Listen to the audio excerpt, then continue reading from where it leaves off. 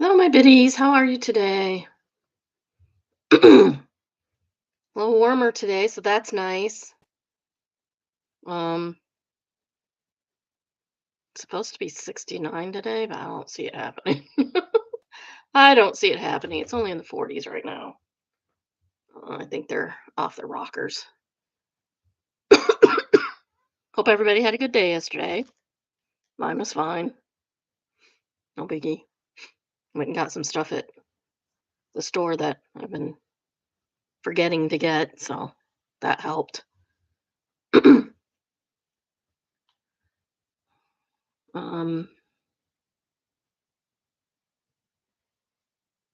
oh, I found out more about the Duggar arrests. Um, so apparently, and I don't have a reality TV today. I'm waiting until for the Sister Wives um all of the uh until I have all of them done, so we can do it, in 1 week because there's four of them, so that'll be perfect. The other thing is, um, what's the other thing? Oh, or Duggars. Um, the Duggars. So apparently, I got this from several different sources, so I'm just trying to piece stuff all together. Um, there were rumors about the door locks, door handles being reversed on the kids' bedrooms, which I'm like, I get that you shouldn't um, lock your kids in their rooms, especially little kids, because they need mommy and daddy. Um, and sometimes they need to come get you because you don't hear them. Um, so that's the imprisonment thing. But I wasn't understanding the child endangerment thing necessarily from that. But I did hear from one source, and I don't write these things down. It's just as my day goes on. That it wasn't just that they switched the locks; it's that the locks they had needed a key to get in. So that is a huge danger because if there's a fire, firefighters don't know that. Um, if you drop the key somewhere and you don't notice, how are you going to get to the kid? Like, things happen. Things happen a lot. Ignore my open drawer. It's back there. It's to remind me to do stuff, which I haven't been doing. Trying to get my clothes put away. And it's slow. I'm just not in the mood today. I am not in the mood for anything today. I'm hoping this cheers me up. Usually it does. Usually it like energizes me a little. If it does get up to at least 50 something, I will be going for a walk. Because I need to start doing that. We're gonna go we're gonna go on a long vacation later this year. I need to start walking. I didn't last year and it was fine, but this year the vacation is gonna be a little different and I'm gonna have to keep up with other people. So so I gotta get walking. I gotta get moving. All right, I guess we'll start. We're gonna start with our bad reviews. Um this we're still at Acadian National Park, and this is from Sid. And Sid says, rude and arrogant staff detracts from great experience. 1 star, of course. This is a beautiful place let down by arrogant and rude staff at the gates. Having driven to the gate, stopped at the appropriate place, and started to move forward in the belief that my pass had been checked. Why would you believe this? Why would there be any doubt? I was rudely confronted by the gate attendant who claimed I had not stopped simply because she was daydreaming and looking away.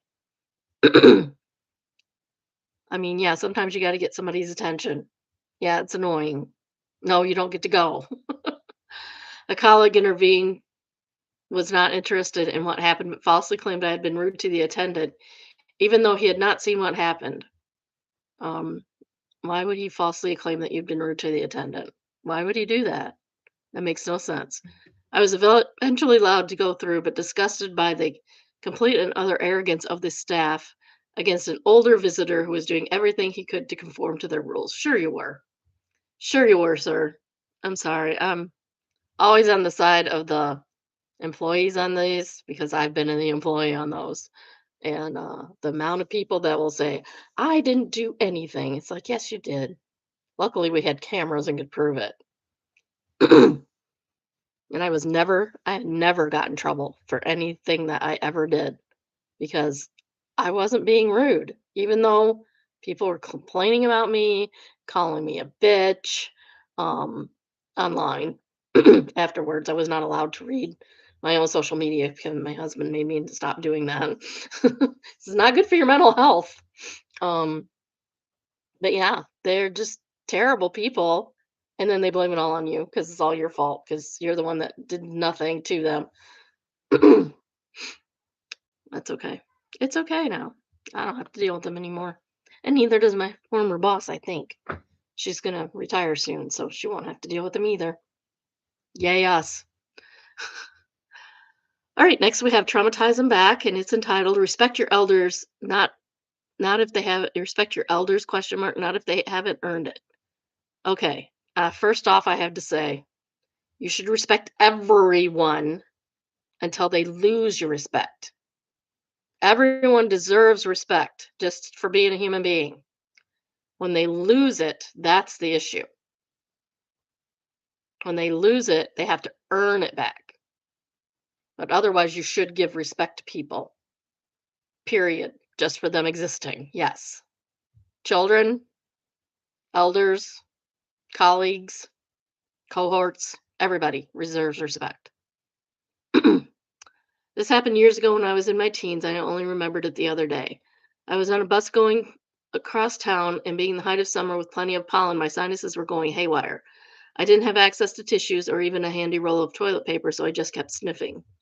Some lady, at least in her 50s, on the bus took it upon herself to dress me down in front of the other people on the bus and glared at me and said loudly and distinctly, "That's disgusting. Why don't you have a handkerchief?" Okay, so she lost respect.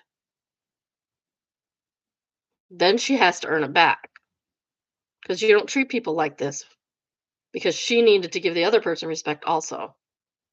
And sniffing, like, it happens. It happens. Leave people alone. They're just trying to live. Jeez.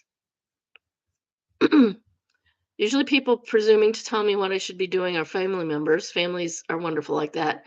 And I wouldn't respond badly because I had put up with it for the foreseeable future. Well, maybe you should change your attitude on that. This was just some random biddy.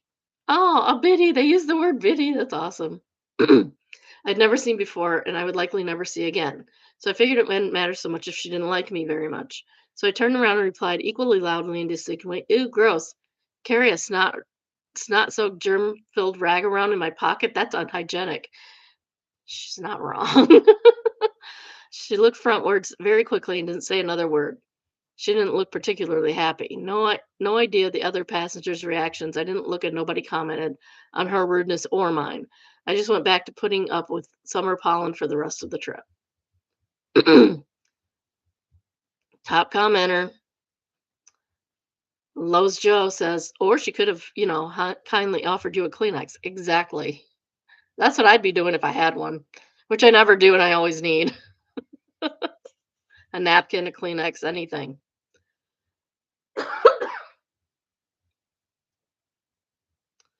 Um, Mealy one says, or Emily one says, lost count of the number of times I've offered a clean tissue or small paper napkin I have in my bag for such occasions. I too get bloody hay fever, and it's not just in hay fever season. Ham Jim says, where I live, I get hay fever in hay fever season, which starts in April and goes until the end of time.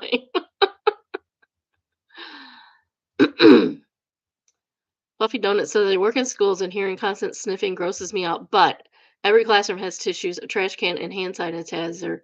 I've still never critiqued a student doing it because you have manners, ma'am.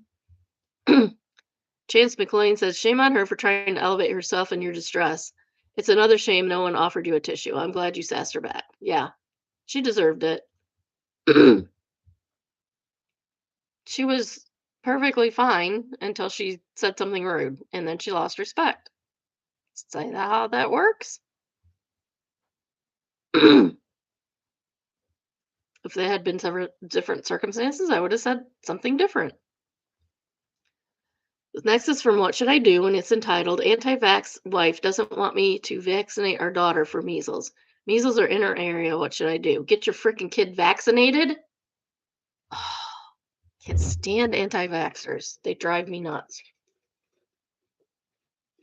And I can't stand that people who have had bad reactions or know someone who has had a bad reaction become completely anti vax. It makes no sense. It is not logical. I have 3 kids. The first 2 have been vaccinated, but around the time she was pregnant with our third, my wife became deeply anti vax, and my second daughter, now 2, doesn't have any. My youngest daughter, I'm sorry. My youngest daughter, now 2, doesn't have any. These people. I've let her know I think she's wrong on vaccines, and she just says I'm brainwashed by pharma. I, for the most part, have been avoiding the conversation.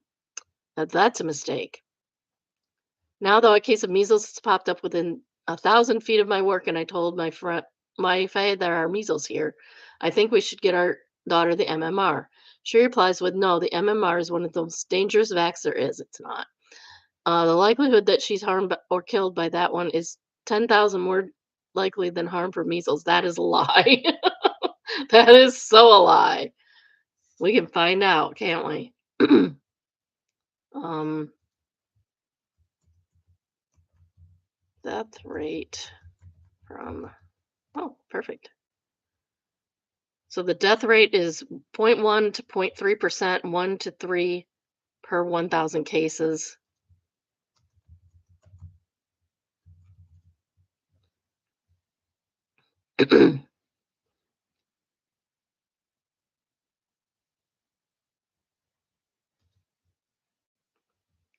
Whereas the death rate from the disease is 3 in 1,000. So it's higher.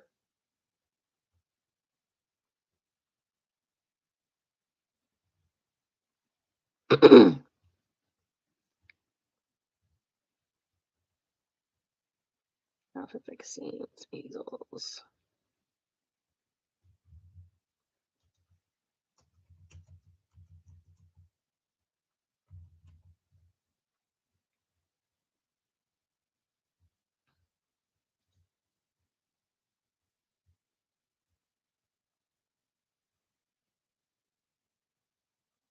Actually, it's not. Mortality is 1 to 2 per 1,000, but it can be up to 10,000 or higher. And there have been no deaths shown from the MMR vaccine in healthy individuals. So no. You can die from the measles. You're not going to die from the vaccine. Like no deaths from the vaccine. So 0.1 to 0.3% for the measles, none from the vaccine. I don't know why AI had that wrong. And that's from the CDC.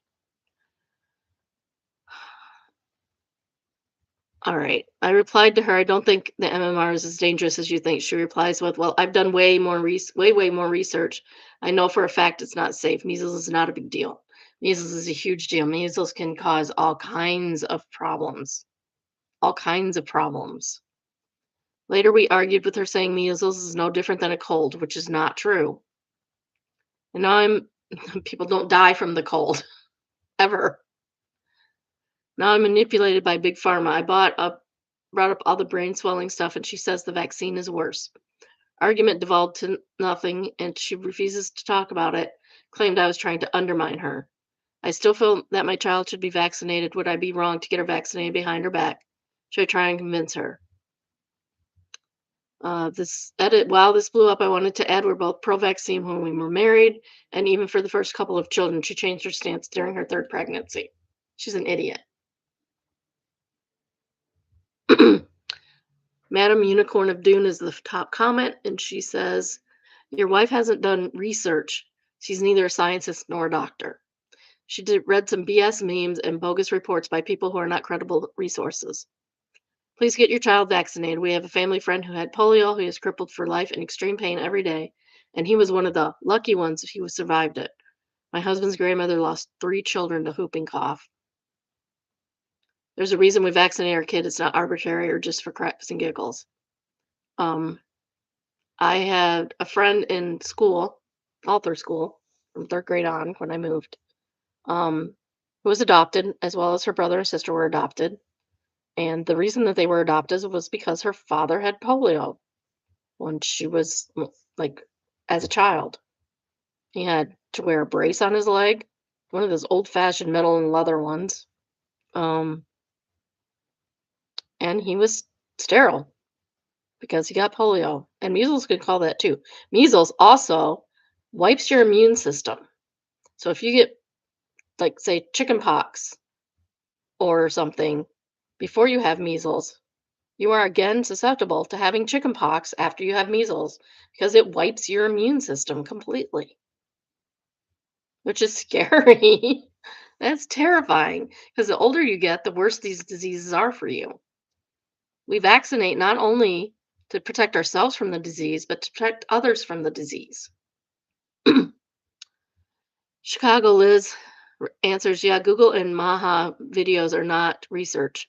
I know a lot of people who are physicians, vaccine research scientists, epidemiologists, and people who work for vaccine manufacturers. Every single one of them fully vaccinates their children. If there was some kind of cover up, these people would be aware of it. I'd want to know where and when the wife got her MD and PhD in biological science. Yeah, me too. W. Rock says when medical professionals talk about childhood vaccinations, they do not hedge like they do with most medical treatments. They don't say might work or might be safe. They say childhood vaccinations are safe. Childhood vaccinations are effective because they are. Next top comment is from Princess Julia's. Your wife is endangering your children. Get them medical care regardless of her stupidity. I'm terrified, by the way. Um, I have family members of family members that are not vaxxed, and we have vaccine nearby, or have had. I don't know where it is right now, but like really close nearby. It's terrifying. um, Kafka eats babies. Don't know why. Don't know why you would do that. Replies exactly this: get them vaccinated and let her know under no unclear terms that her stupid conspiracy theories, and Facebook mom science has no place in this house or marriage because it directly puts your children in danger. You should already be considering divorce and keeping records to make sure she doesn't get custody if she's willing to endanger your children for her own stupidity so easily. Yeah, that's the other thing. Like custody, because this marriage isn't going to last, doesn't sound like. I mean, I couldn't be married to that. Um, they, so in the divorce, people don't like medical neglect, which is not vaccinating your children, it's medical neglect. Giddy Up answers, the first 2 children are already vaccinated. It's only the third that the wife wants to die or be blinded or be deafened or any number of other terrible things. Sterilized. Um, ham and cheese croissant is the third top comment. No, get her vaccinated and reevaluate your marriage. I divorced my nutcase ex-husband and have no regrets. Wish Bear answers, definitely agree on considering divorce because she's a nutbag, but typical divorce degrees have shared medical decision making. Ensure your kids are fully vaccinated prior to the divorce or make a case that you get decision making in these type of orders. Fourth related top rated comment. I'm reading it. I usually only go 3, but this one is longer and wow, and the answer to this is really good. So Get her to take the I've done my research test. One, which of these antibody chains is the first to respond to an antigen? A, IgA, B, IgG, IgG, IgM, D, IgE, IgD. Don't know what any of that means, and I don't care because I'm not a medical professional and I don't have to because I trust medical professionals to do their job and I will do mine. I'm not a Dunning-Kruger. Two, when the innate immune system encounters a foreign antigen, what cell surface molecule plays the role of recognizing the presence of foreign antigen? One, antibody. Two, T cell receptor. Three, membrane attack complex of complement. D, toll receptor. EHLA class 2. I would say A or B. I don't know, but it's probably A or B would be my guess. Identify this cytokine that is responsible for the early development of B cells in bone marrow. In its absence, B cells do not develop. 1, IL-1, B, IL-2, B, IL-4, D, IL-7, or E, IL-10. I don't even know what a cytokine is, so I don't know. But I trust the medical professionals to know that. Otherwise, they wouldn't have degrees in it. For the ability of several cytokines to exert a similar activity is called A, redundancy, B, pleiotrophy, C, synergism, D, additivity, and or E, transmembrane alteration. I'm going to call it A. I don't know if I'm right because I don't know what a freaking cytokine is. Five, T cells mature in the thymus. Their maturation is driven by the blank protein that is expressed by stromal cells in the thymus. A zeta protein of CDB, B, CD44, C, CIL2, or D, Notch, or ENFKB. I don't know. If you don't know the answers to these questions, you should know your definition of research is different for the scientists who actually research vaccines. Exactly. Ruet Callium says, here are some facts about how stupid we actually all are. The average adult with no chest training will beat an average 5-year-old with no chest training 100 games out of 100 under normal circumstances. The average 1600 ELO rated player will probably be a player with several years of experience, will beat the average adult 100 games out of 100. A top super grandmaster will beat that 1600 graded player 100 games out of 100. This distribution is pretty similar across other domains, which require purely mental rather than physical skill, but it's easy to measure in chess because there's a very accurate rating system and a record of millions of games to draw on. Here's what that means. The top performers in an intelligent domain outperform even the experienced amateur by a similar margin to that which an average adult would outperform an average 5-year-old. That experienced amateur might come up with one or two moves, which would make the super GM think for a minute, but their chances of winning are effectively zero. The average person on the street with no training or experience wouldn't even register as a challenge. Oh, heck no. If I went up with against a grandmaster in chess, I kind of know some of the rules. If my and I could beat my grandson who knows none of the rules probably, but grandmaster I'd be even worse than the 4-year-old.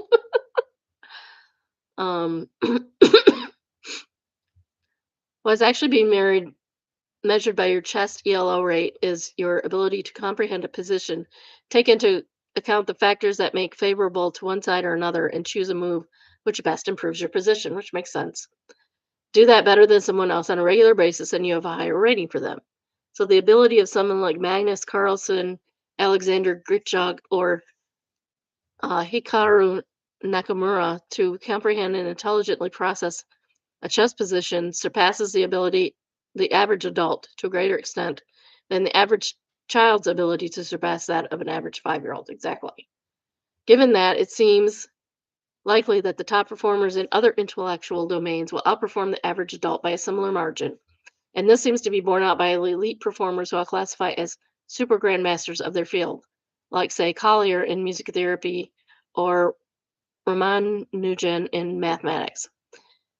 In their respective domains, their ability to comprehend and intelligently process domain-specific information is apparently, although less qualifiably than in chess, so far beyond the capabilities of even an experienced amateur that their thinking would be pretty much impenetrable to a total novice. This means that people's attempts to apply common sense, i.e., untrained thinking, to criticize scientific or historical research or statistical analysis or mathematical model or an economic policy is like a 5-year-old turning up at their parents' job and insisting they know how to do it better. Imagine that.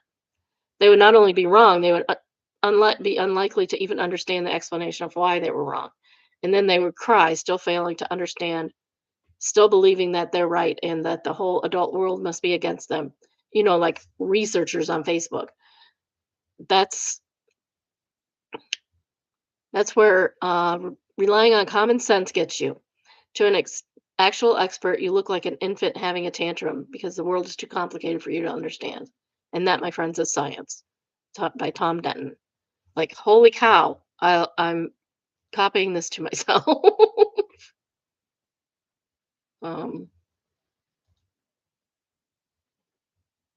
I'm sending it to myself. Seriously sending this to myself right this second because this is a great explanation that I love.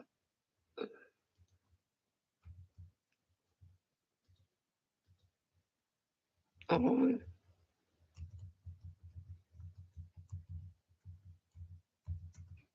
oh, I should pull up that.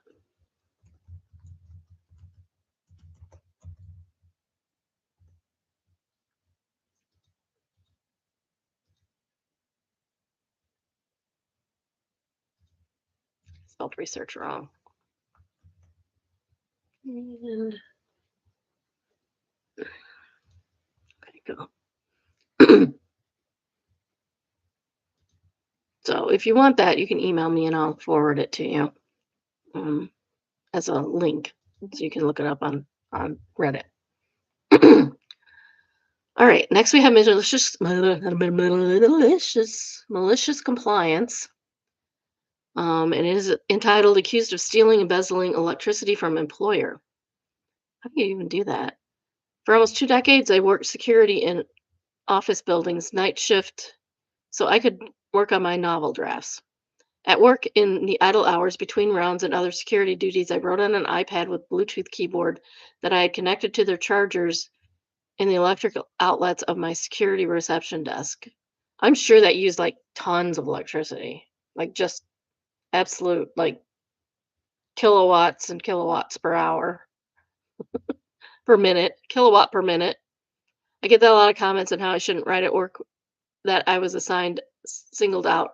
These commenters are wrong. They did not understand my work was guarding an empty office after hours between uh, 2,300 and 700 hours. This involved a maximum of 2 hours actual work, walking rounds, checking if all the key cards had been returned, answering phone calls, leaving 6 hours to pass time and stay awake. Most of my coworkers filled that time with non-productive activities like watching TV, playing games, filling out crossword puzzles. This sounds similar to my son's job and my former job. Um, we had a lot of downtime. My son has a lot of downtime. He has to wait till something breaks in order for him to be needed. Um, so yeah, he has a lot of downtime. He spends a lot of time on Reddit, and and by the amount of emails and well, mostly texts, by the amount of texts I get in the middle of the night because he works second shift. Um, yeah, he's scrolling on the internet, and not inappropriate stuff. He would never do inappropriate stuff like somebody he knows. And my old job, I would need to have if all my other duties were caught up. I mean, I've created work for myself sometimes, just improving things. Um, if all of my work was caught up, I didn't, and I was not getting anybody asking for me for stuff. It was downtime. I could watch TV. Even the supervisors watched TV at that job. It's a Fortune 500 company, so you would think they'd be busier, but they weren't. Yeah, we were allowed. I listened to podcasts a lot. I don't listen to podcasts anymore because I just don't have the time to sit there in front of a TV, but um, I listened to a lot of podcasts then. Um, but I can listen to a podcast and do work too if it's, mindless, moving stuff around. I used to copy a lot, do a lot of copying, or and printing and stuff for checking things to make sure they were correct. I'd listen to a lot of podcasts then too. It was nice. It was fine with me. As long as I can listen to my podcast, I can do anything you want. So anyway, yeah. So some have a lot of downtime and they're twiddling their thumbs, playing crossword puzzles. There was one girl that would do like jigsaw puzzles on the computer. Um, she trained me. She's like, "You're gonna need something to do. Bring a book or have something to do. If you like playing on your phone, that's fine. You can watch Netflix." So some jobs do have a lot of downtime, and there's nothing wrong with what he was doing. Some people take jobs like this when they're in college because they can get a lot of their classwork done. And there's nothing wrong with that. I had other jobs where kids in college and kids that go to college that have jobs on campus, a lot of their time is spent um, doing their classwork. That's why they have those little easy jobs on campus. Kids get paid and they can go to school and they can do their work. They get paid to do their work, which is what college should be. You should be getting paid to do your work. Others were college students who studied for their exams and wrote on their theses. See, I knew this beforehand, which is why I chose a low-paying job way below my level specifically because I have hours to read books and write on my novels. They could only fire me if I fell asleep and didn't follow up on alarms, but for spending idle hours writing. And a manager had a personal problem with me and tried to get me fired. Since I performed my duties above average, he had to find a way to get me on something else. So one day I was called to HQ for a meeting with my manager and a floozy from HR, a young female intern from the human resources department, who spent the whole meeting flirting with my idiot manager who was married to the company's owner's daughter. I was accused of theft, stealing electricity for my laptop. I told them I wanted to, if they wanted to accuse me, they had to do it properly. I hadn't committed theft. I hadn't committed embezzlement since electricity was part of my reception area and under my supervision. Therefore, embezzlement is a vastly more insidious crime, and they should send me home and gather the disciplinary committee to judge whether I should be fired for this crime, and I would confer with my union rep. They immediately retracted their accusation and stopped bothering me with their nonsense. Don't want to get the union involved. That's bad. That would be bad.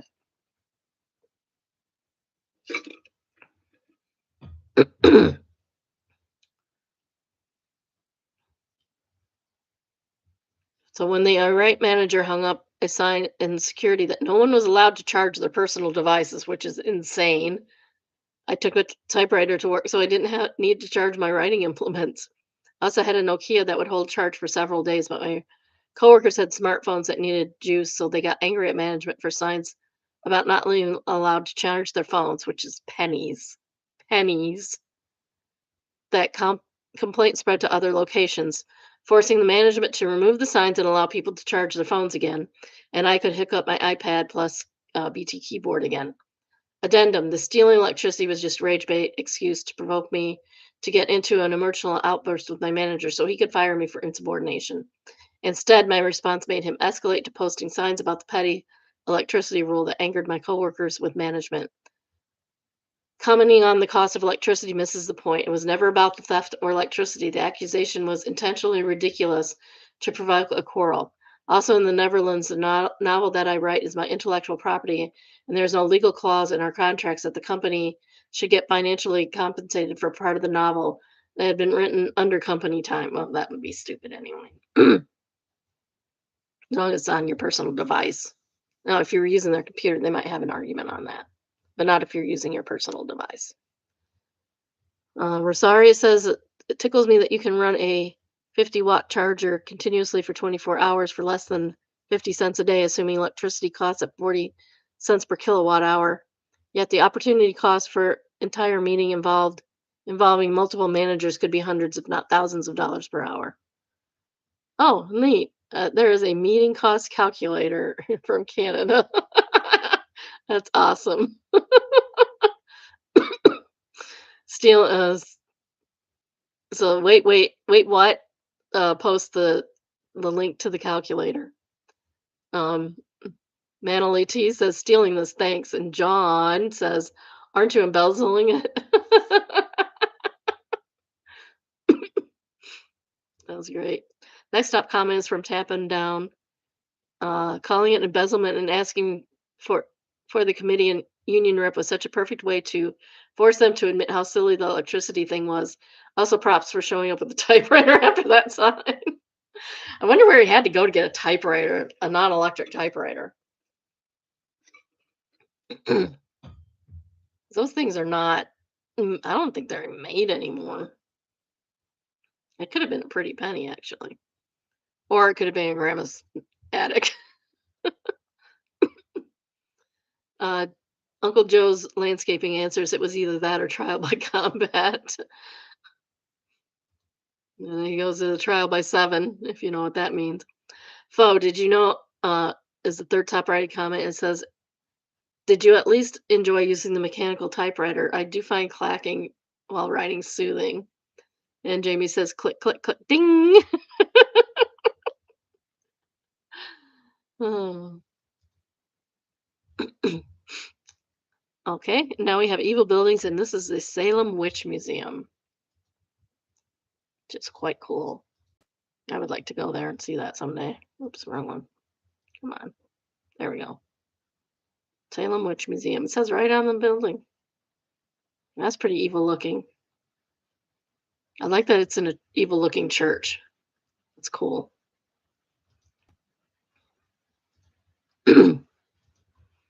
Surprised we stopped having witch trials. If you've heard of Practical Magic, I'm reading the prequel to that right now. Forgot what it's called. Something magic. Um, and they talk about how they can't swim because they float too much.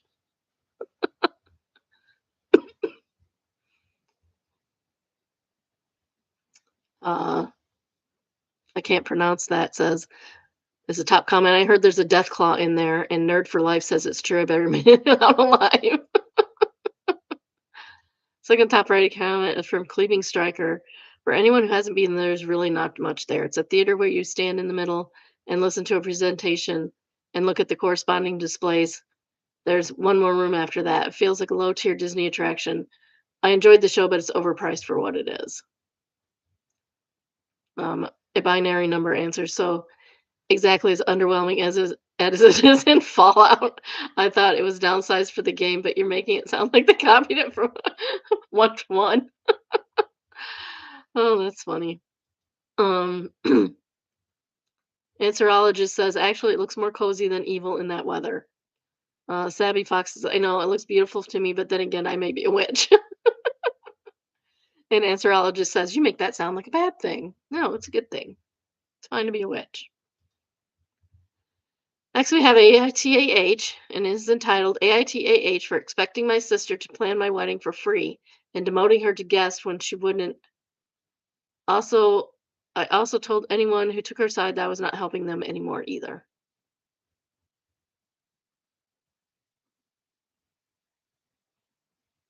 Well, yeah, I would say, yeah, you're an a-hole. My fiance and I have a small accounting office. We do pretty well on account, both of us being bilingual, English and Spanish for me, English and Ukrainian for him. About 10% of my business is family and friends of the family. Okay. I have taken barter for work more often than you can imagine, all above board and documented. My aunt paid in empanadas 1 year. My uncle had his mom make us a huge box of tamales.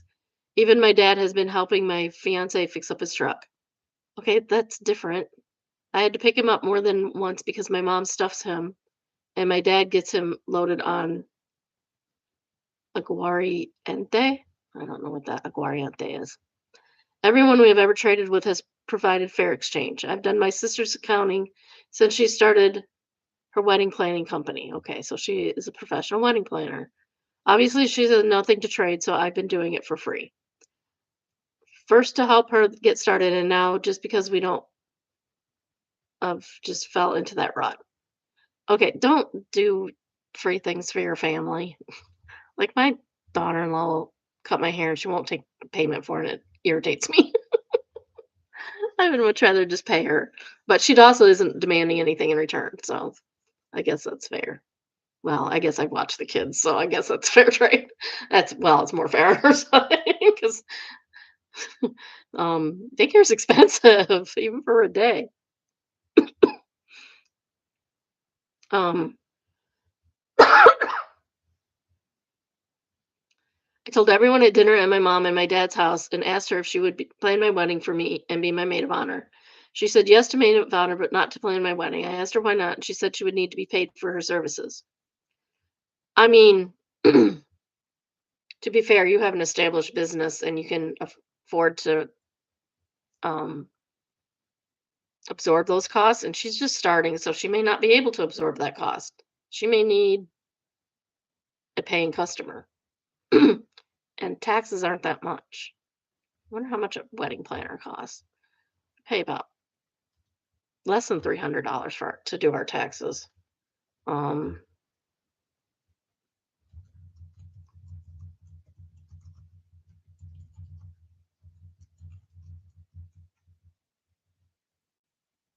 yeah, you're talking a couple $300 a year versus 1,500 to $5,000 to plan a wedding. That's yeah, she can't afford to lose that. She can't afford that. You can absorb $200, $200 or $300 if you have a good business. But you can't absorb 1,500 to 5,000. That's crazy. That's not a good return. That's not a good return on her investment. That she can't do stuff for free for family because she needs to make money at her job. She literally said, like, I didn't know what a job was. So I talked to my fiance and then to my parents, who W told my sister she would be getting an invitation, but she was no longer in the wedding party. I gave her all the files for the year on a USB. I said she needed to take her business elsewhere. My mom and dad told her that I was right, and they were disappointed in what she wanted to make money off of me after everything I did to help her. So unless you've been doing this for 50 years, it's not a fair trade. She went to social media to complain, and a few people took her side, which is fair. I don't expect everyone to see my point, but then a few started contacting me. I listened and then asked if I should continue to work for her for free. Most said no. A few said family helps family. If I did their taxes, I was told I was not doing them this year or in the future. They tried to backpedal, but I held strong. My sister said she won't come. I told her to RSV no, P no. She said she wasn't thinking when she said no. Not my problem. She has 2 months to get a new accountant. Tamarica says NTA. It's one thing to get paid for your services. What she forgot to consider is that she's really getting a good freaking deal from you. Why? No, she's not. Even if it was $1,000 of tax refunds, that would be the equivalent to 5 years. 5 years. Because you know these accountants are not having a cheap wedding. She should have taken the exposure on this one, and now she's going to spend money on her own accountant and lost a client she could have used to pad her portfolio. She sounds too dumb to run a business. It's going to fail, and she would continue to blame everything. wait till she Wait until she does look for a new accountant and finds out what's going to cost her. Paying for her personal taxes nowhere near the same level as business accounting. What if she does her own taxes? Now she has to pay for both. I wish I could be a fly on the wall.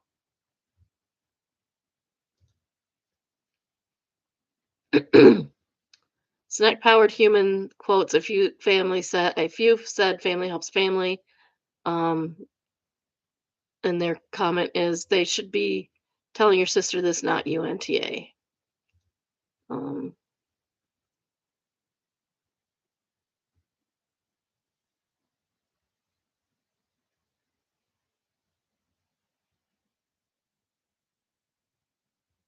Everybody's on her side.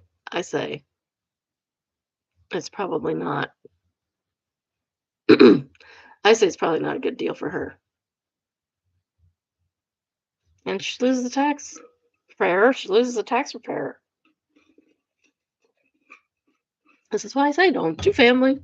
Don't do stuff for family for free and expect some type of uh bartering is fine. Bartering is different, but you didn't barter this. You just were doing it.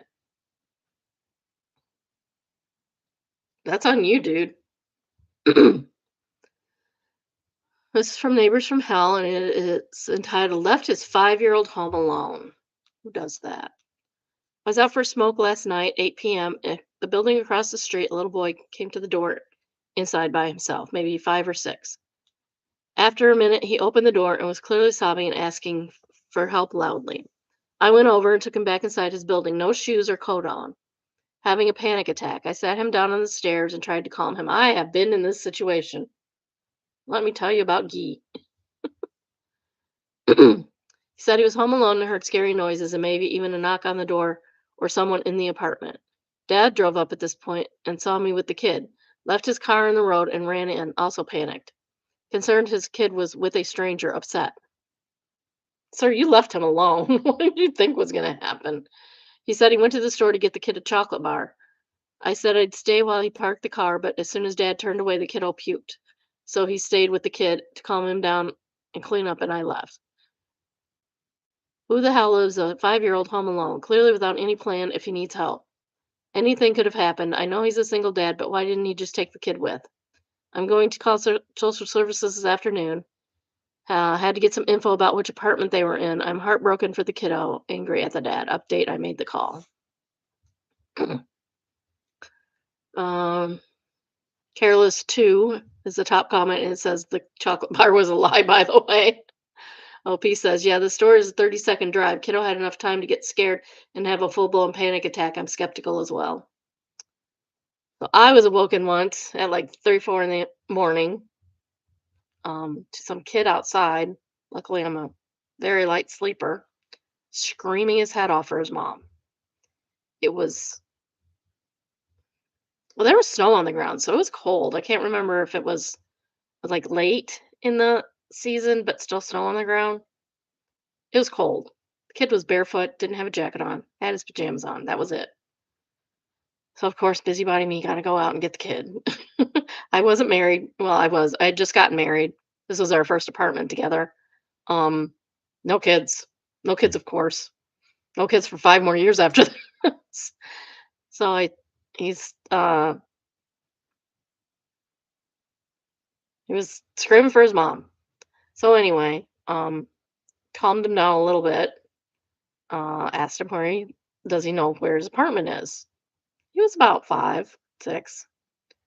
So we go upstairs. He could have been 4. I mean, I don't know. It's been a long time. My kid's 30, so it's been 35 years ago. Took him upstairs, found well, you said his mom's apartment was. Pounded on the door, pounded on the door, pounded on the door. Could not get an answer. I don't know if mom was there or not.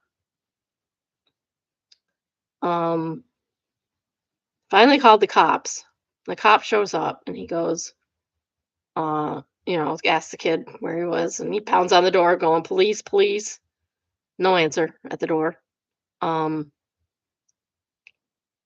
the cop finally he asked me to stay because the kid seemed as comfortable as he could with me, and he didn't want him traumatized farther, which, you know, I'm like, I don't know the kid at all. I just found him outside. Um, so then they went to, apparently he had been staying the night at a neighbor's with another little boy, and the woman had just let him out of the apartment to go home. Well, if the cop can't rouse the mom, the kid's not going to be able to rouse the mom. Come on. You don't do that. You make sure the kid gets inside his apartment. Like when I drop somebody off, even an adult nowadays, I make sure that they get into the house unless it's broad daylight. Um, Especially at night, I make sure that they get into the house. So finally they roused that mom and she calls the other mom and the mom woke up with the phone call. I don't know why she couldn't wake up with people pounding on her door for like half an hour or more. So the kid did get back inside the house, but what was that other lady thinking? Do you want your kid wandering around? Like she was a mom. She should have known better. I knew better and I was didn't even have a kid. I just got married. It's ridiculous.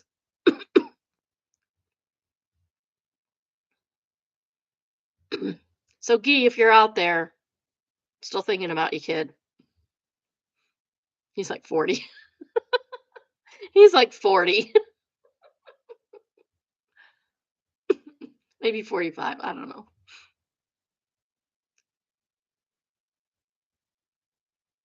Yeah, he's at least 40 because he was like 5 and it was 5 years before I had kids and my kid's 30. So he's at least 40. uh, Yeah, and then they're telling him to call CPS. Second top where your comment is chocolate bar. By chocolate bar, he means grandma meth. Abel Hat says, I think the kid was asleep when dad left, and dad thought he could go and get back before the kid woke up. I'm glad you're calling CPS. It's not okay in any circumstances. Yeah, don't leave your 5-year-olds alone. Don't knock them out into the hallway and then expect them to be able to get to their house by their apartment by themselves. Next, we have Benign Existence, and it's entitled, I'm learning that huskies are truly meant for the cold. They are. It's been sub-zero degrees for the past few nights. My pups have their own blankets and space heater all night downstairs to stay cozy, but after the first night, the husky refused to come in. Wouldn't come to my call, wouldn't come in for a toy, wouldn't come in for food. He just approached the door and run back outside. It's not snowing, but it got down to 16 degrees last night, and the wind chill making it colder. There's lots of blankets and straw outside, too, in their shelter, so I let him have his way. Got up this morning. I've never seen a happier dog to be in sub freezing temperatures. He was literally rolling in the leaves when I looked out the window. They're really designed for this. I wrangled him in to eat this morning, and he's currently protesting to be back outside. Huskies love the cold. They are not my dog. They are not my dog. Connect Rhubarb says, for once he is not feeling like how a human would if wearing a huge fur coat in the summer must be absolute bliss. And then he converts the temperature. Deadly Squirrel Ninja says, thank you for converting this to into non-banana units. Orthopod says, yeah, my labs love playing in icy water. It's almost like they were bred for it. Second top rated comment is from Katie Lee. I think it was in the book Never Cry Wolf. Maybe I'm misremembering. I read it a million years ago, where the protagonist goes on a sled expedition with an Inuit guide and their dozen or so huskies. There's a massive snowstorm one night, and when the main character goes out to look the next morning, he sees a bunch of little snow mounds where the huskies were still happily snoozing. I always get that mental image when I see a video of a husky refusing to go inside. Usually, though, they will cuddle up together for warmth. Somebody thinks it's Call of the Wild. I don't think it's Call of the Wild. Important Trifles is the third top rated comment, and she says, meanwhile, my dog went out to pee last week and went to sniff her usual spot for rabbits. After literally 4 minutes back outside, she headed inside back into the house. She started limping and then staggering. I was watching her the whole time from the house. From Once she started staggering, I ran out because I knew what was happening. When it gets very cold, her muscles seize up and she can't walk. I ran outside, found her in the path that my husband had shoveled for her. She was curled up in a little ball, just basically waiting for me to either get her or freeze to death. She is absolutely not meant for the cold. Jules says, OMG, the poor little thing. She needs a snowsuit. Important Trifle says she has one, but she hates it, and I only use it for walks. When I put it on her to pee, she takes forever to settle down and do her business. My son's dog will not pee if you're looking at her. The dog rarely pees anyway. She can go like all day and practically all night. Next was Found Satan, and it is entitled Poor Girl.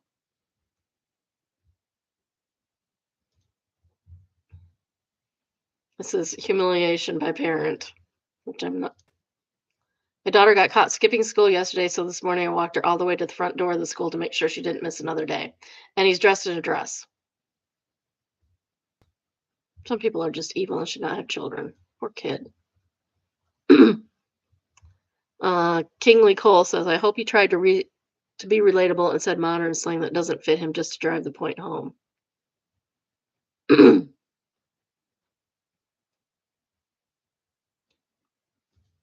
That was not the point of that, Kingly Cole.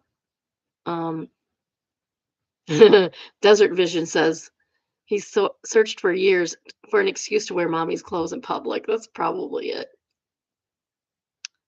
Lontology says he also knew exactly what kind of dress would complement his figure, too. Remnant the game says really brings out the color of his beard.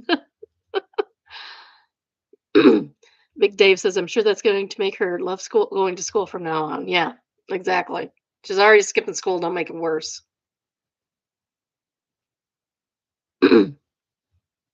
General Gorgeous says, is that the goal? Should that be the goal? To teach her that if she doesn't like something, she can just ignore it completely or no matter how important it is. That's not the point. Or to teach her that the world must bend to accommodate her. That's not the point. The point is humiliation of a child is bad. Perhaps she should be taught that sometimes we have to do things we don't like. Well, yeah, and there are consequences to our actions, but it should not be humiliating. Sometimes entirely unforeseen, sometimes entirely beyond our control, and sometimes very long lasting that we must deal with because we took the action. You're talking about accidents. Accidents are not the same thing. Saul Schadenfreuder says, just talk to your kid, dog. If you want to put on a dress as a dude, that's fine, but making someone up some BS excuse to embarrass your kid publicly because you have the emotional intelligence of a sea cucumber isn't going to help. I like Saul. He's a nice guy. He's a good guy. Somebody scoop him up. Jingru says, always talk comes first and second. We learned in school that some people learn different ways. Some with lectures, some with hands-on learning. Why would disciplining your kid work any differently? That's not discipline. Choda Pundit says, bruh, I wish my parents embarrassed me by association rather than revealing my deepest secrets for laugh. Well, that is embarrassing you by embarrassing you also. Saul answers, there are other options that involve not embarrassing a child, right? It's not either you gossip about your kid or you embarrass him publicly. Those are the only ways. Non-Vax says, it's really refreshing to see intelligent people, especially on Reddit. Thank you. And go to his Facebook. You'd be getting reamed if you said that on Facebook. Those people are crazy. They're literally insane. I've caught a couple lately about beating your kid. Like babies, like little babies. Like a baby was breastfeeding and they bit. And they're like, oh, just thump them on the face. Like, no. No, you take them off. You set them down. And then in 30 seconds, you try again. And you take them off and you set them down. They pick up on that real quick, way faster than hitting them. Also, hitting them is abusive. Next, we have Just No Mill, entitled, She Gossiped About Her Pregnancy and Then Complained We Were Bullying Her After We Told Her Off. Ma'am, that's not bullying. That's suffering consequences from your own actions. We knew she'd be excited about her first grandchild, and at 11 weeks, we announced to her with a personalized onesie. That's cute. We weren't planning on announcing any more widely until after my ultrasound at 13 weeks, but she doesn't live in the same city as us, so it was the best opportunity to tell her in person. That's fine. She doesn't live near you. She's not going to tell anybody that's going to count. During this conversation, I was very clear that 1, we were 11 weeks and we hadn't had the ultrasound, and 2, I was due in August, and 3, my family didn't know yet. We said she couldn't keep the onesie as we wanted to use it for our later announcement. Well, that's kind of mean, but agreed that she could take a photo of us with it. She also rubbed my stomach when we left because of course she did. That's gross. That's gross. I don't think I ever, maybe one time with permission, touched my daughter-in-law's pregnant belly. Never ever without permission. Never ever without consent. You don't touch other people without consent. A few days later, she messages my husband and asks if she can post on Facebook. She tells her husband he tells her absolutely not for obvious reasons, and admits to a list of 6 plus relatives she's already messaged. We are devastated and both texted our disappointment and that our trust is broken. What did you think was going to happen? This is when you don't tell her until after you tell everyone else. Just stop with this nonsense. Why? Why? Why are you putting yourself in this position? It's stupid. She manages to come up with various reasons why it's not her fault. She told her husband she thought I was 18 weeks and he didn't tell me that, so it's our poor communication at fault. This sounds like the person you don't tell anything to ever. And that there's still other people on that side of the family to tell. We maintain that our boundary has been broken, and she immediately begins sending us stupid, deep quote images about forgiveness and accepting people as they are. Everybody sucks here. I'm sorry. A few weeks later, we're at a family wedding. Her deceased ex-husband's side, she isn't invited. Where not only am I congratulated by people I've never met that are not in on her original list of people she told, but we spoke to husband's brother who tells us that she has been whinging that we are bullying her. She sees a photo of husband and brother at the wedding, and they both get rambling messages from her back to back. Brother gets a "I understand why you didn't tell me. I learned from last time. Have fun." And husband gets "Wang you. I know, Nad, you were mad at me about me telling because you were going to see these relatives in person. Why do you hate me so much?" The last wedding, she messaged the bride saying that the husband was upset that she wasn't invited. It's mostly calmed down now. Husband has spent a decade just ignoring her BS and letting her ramble. So the fact that he's standing up for himself, us now, is new territory for both of them. Baby is going well and things are tentatively peaceful, but it's nice to vent. Everybody sucks here. You should have never told her. What did you expect to happen? The consequence of your own actions. And she's being bullied for the consequences of her actions. You guys are both stupid. Ad Zealous Idea says, top rated comment. Husband ignoring her behavior for so long is why she's like this. Yep. And it's going to be tough, but absolutely stick to your boundaries. Well, you should probably get some boundaries because you don't have them now. Do not tell her when you're delivering the baby. Don't share anything with you until you announce it to everyone yourself. She earned the find out when everyone else finds out deal. Don't announce labor. Don't announce the baby's here. Do not send a picture of the baby until you do so publicly or just right before. You can tell her like right before. Jay Fredley quotes, she immediately begins sending us stupid deep quote images about forgiveness and accepting people as there are.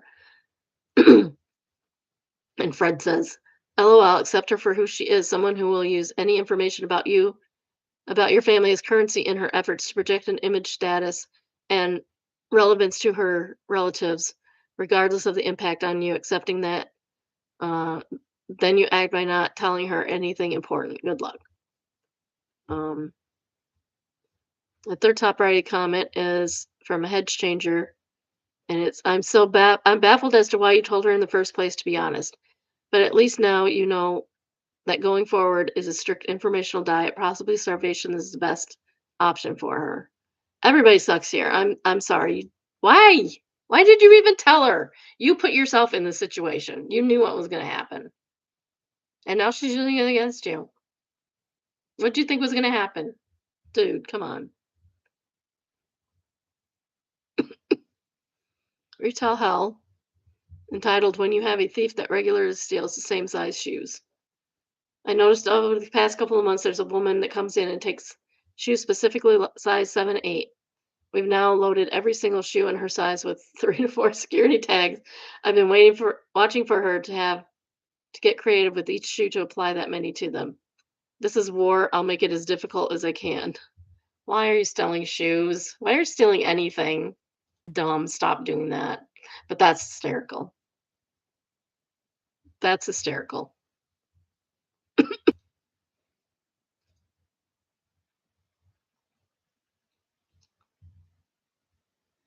Um, Upstulate says, "This is a level of petty that I can totally get behind." Pink Provolone says, "You know what? I like that level of petty. As a cashier, I'd gladly take every single one of them off knowing if I know it's to spite someone." OP says, "Thankfully, my cashiers don't mind at all due to how much theft we have to combat in our store. When they process any new shoes for me, they will put extra security tags on her size because we communicate our petty battles. Teamwork, to be honest." The next top rated comment is, "At this point," oh, or this is from OP. "At this point, I promise I don't care if they can or can't try on the left shoe. It's beyond that." Cranky Manager says, "We've had 3 pairs of skates go missing in the last week. They all have tags. We keep finding the tags. I want to move to spider wires. I don't know if I have to walk all the way to a till to try them on. They're like $200 a pair." Wow. Yeah, that's ridiculous. Stop stealing things, people. You're making it hard for honest people. Next, we have Am I the Devil? And it is entitled Evil Daughter-in-Law Stole My Baby Boy. What the heck? This is from In Laws, which we don't read because it's on my list, but we don't read because it hardly gets any comments.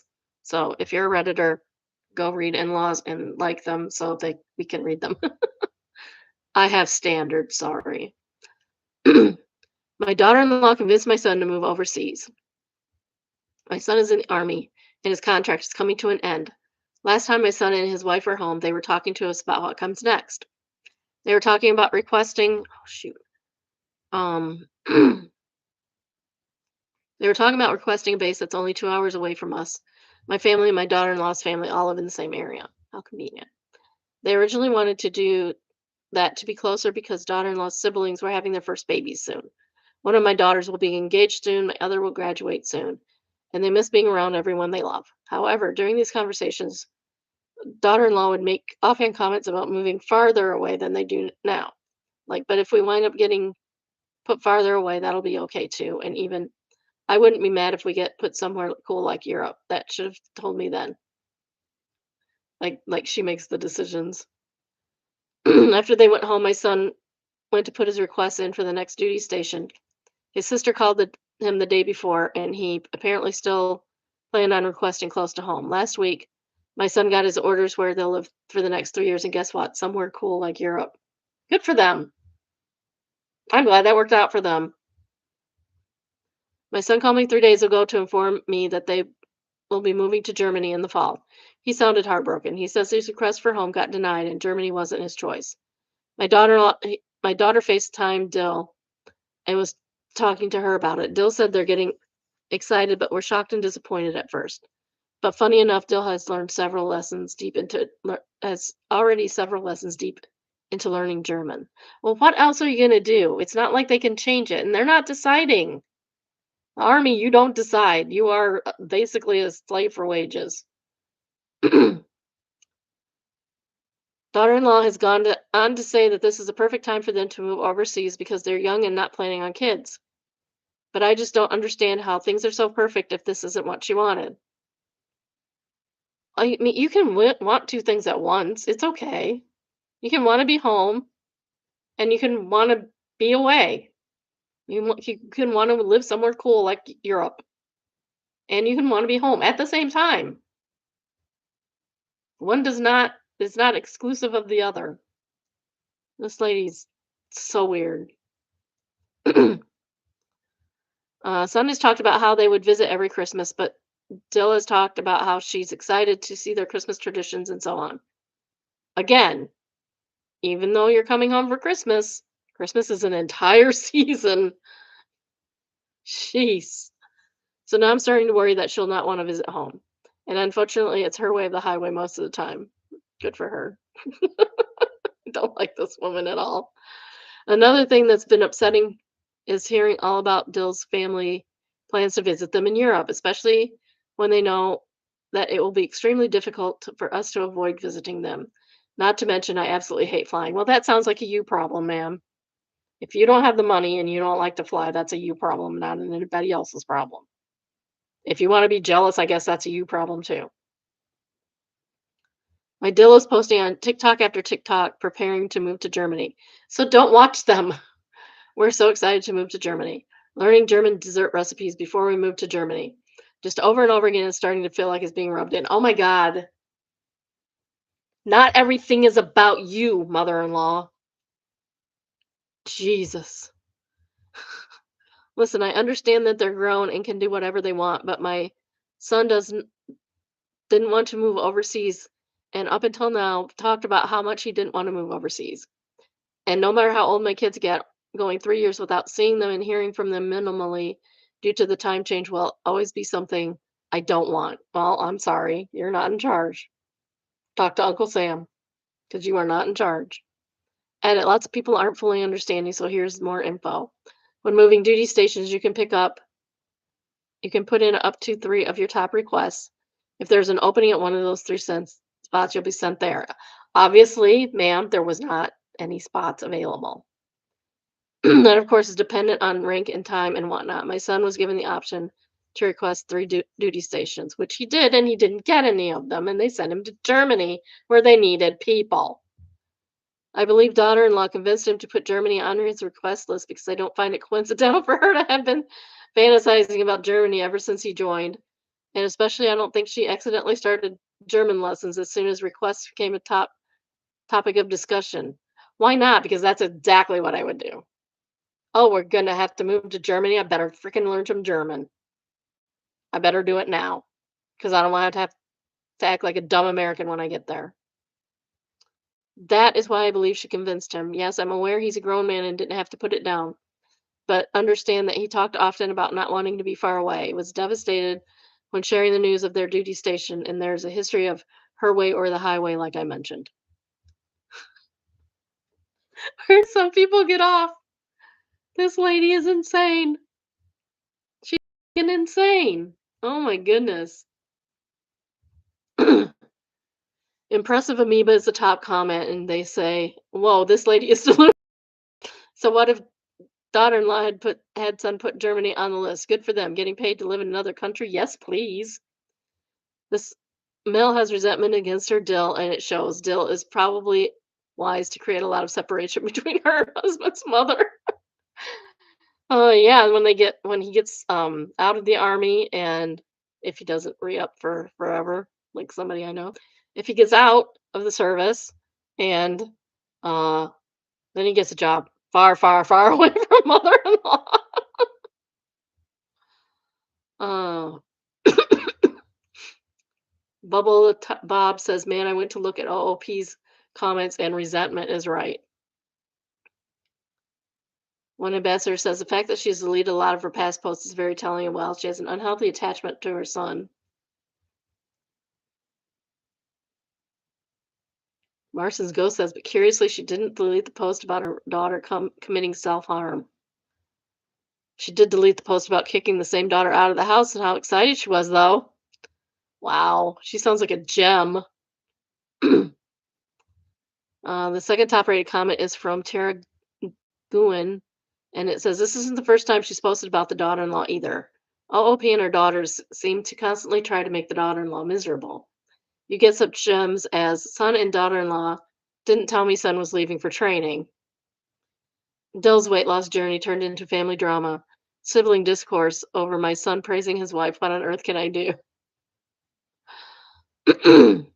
Oh my goodness. That's crazy. Um, Particularly Lou says those are some posts.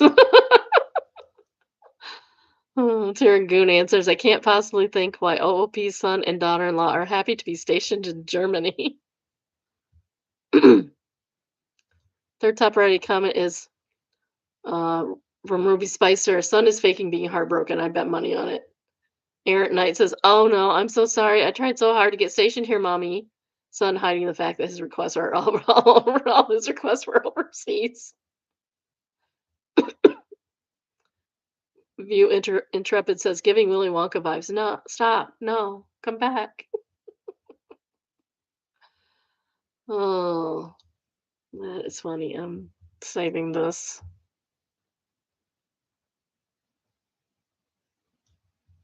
for later for my own entertainment. I'll send you a link if you want one. Just let me know.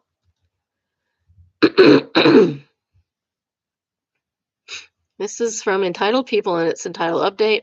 My neighbor found my ex-wife on Facebook and messaged her. Oh, we read that one. Okay. I know we read that one. I talked to my husband and he said he would talk to her. I don't doubt that he did, but whatever he said didn't get through. My son and I were eating breakfast when I heard a knock at the door. I thought there was absolutely no way it could be her, but I looked through the peephole and she was standing there with a baking tray. This is the woman who comes over uninvited all the time. I just went back to the kitchen and ignored her. My son wanted to know why I wasn't answering the door, and I said, sometimes we are already doing something important, so we don't have time for other people if it isn't an emergency. I said breakfast with him was important and it wasn't an emergency, so I wasn't going to answer. She kept knocking for what felt like an age. Her husband must have come at one point because I heard him calling her name, and she said, I know he's in there, his car is here. Just incorrigible, this woman. I ignored her, and I think her husband actually came and pulled her off the porch. That's what it sounded like to me, but I didn't look. Bugs Bunny is less Looney Tunes than she is. Vanessa Alexis says, I would never eat any food made by someone who I beefed with ever. You did the right thing. Hedwig says, answers, absolutely, she sounds completely off her rocker.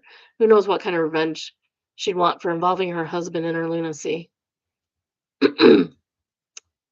Zookeeper Game says, I think you're going to have to be very firm. Try to time it so that you're speaking with both of them and tell them you'll file harassment claims against her if she approaches you or your child or any other member of your family. Make it clear she's a stranger and you don't want to speak to her ever. Party Custer says, I agree. You would need to address them both. So husband can say, remember, he said this, because it sounds like the husband has his hands full. Poor guy. Yeah, I feel bad for the husband. But, it's a predicament of his own choosing. I would add that she is making you feel uncomfortable and unsafe in your home and your privacy has been violated. Hopefully, this will scare her to back off. Second top rated comment is from Annual Crow. It says, seriously, dude, you need to file a police report and start a paper trail. You have no idea how unhinged this woman is and how much worse she may get. Her husband is watching her bang on your door after he let her leave the house to go to your house after supposedly speaking with her. She's not safe. What happens if your son is home alone or with a babysitter? What happens if she starts making false endangerment accusations against you? You need to get cameras. OP says he ordered cameras. Bo Jenny says, every time she tries to engage, pull out your phone and start recording. Maybe say something like, your behavior is unacceptable and I have no interest in any relationship or friendship with you. Please stop harassing me or I will be seeking a strict restraining order. And the third top priority comment is from Cake Crumbs. Honestly, based on the behavior you spoke about in your last post, now the husband speaking to her clearly not working. You may want to involve the authorities and get a no trespass to protect you and your kiddo as a precaution. Yeah. I hope we get another update because that's not over. Murdered by Words entitled, It Doesn't Get Any Better Than This. Um,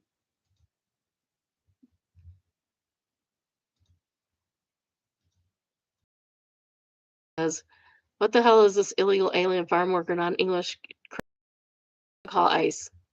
And Finn says, I think she's at the movie Melania.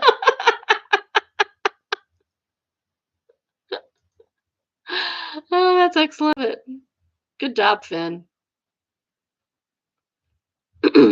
Gordon Shumway says, I couldn't name a single Bad Bunny song, but I'm a fan because of all the MAGA tears he creates simply by existing. Me too. Love Bad Bunny.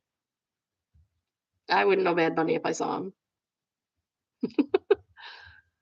Jester Marcus says, same. As somebody into rock music, I can't remember the last halftime show that was for me, but who gives a crap? It's still a free concert and makes somebody somewhere happy. I'm mostly here for the football anyway. People are such whiners. I'm the opposite. Not there for the football. I'm there for the halftime show. Wilbur Watley's twin says, 2008, Tom Petty and the Heartbreakers put on my favorite halftime show ever. 2010, The Who? Prince. Prince was a good one.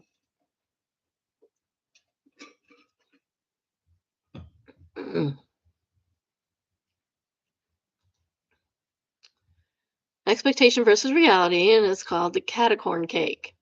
The first picture shows the catacorn cake my 4-year-old wished for, and the next picture is what I managed. My kid was flabbergasted. It tasted really good too. So maybe it's it said failed expectation.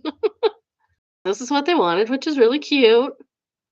It's a cute little kitty cat unicorn. That's not bad.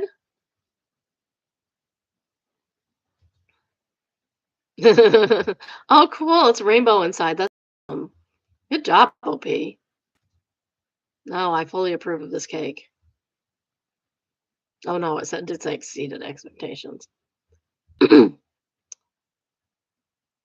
A1 Sauce says, "Oh, that's gorgeous. Way better than the first one. Beautiful color gradient.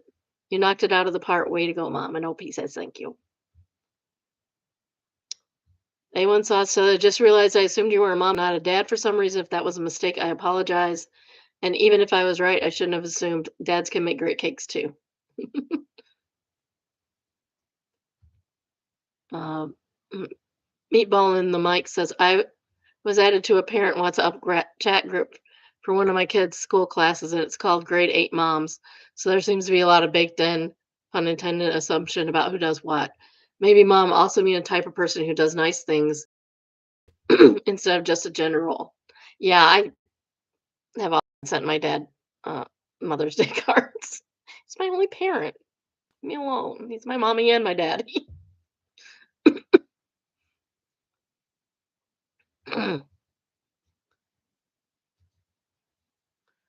uh, if you haven't already, please like, subscribe, and turn on the notifications. Tell everybody you know.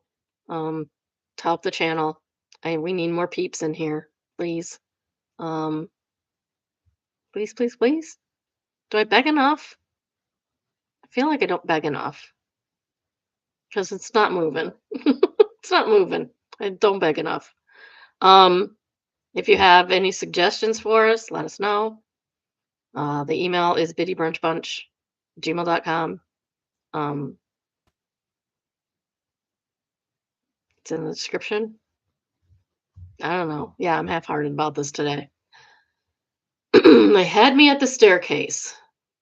Was our obviously our post spiel real estate section.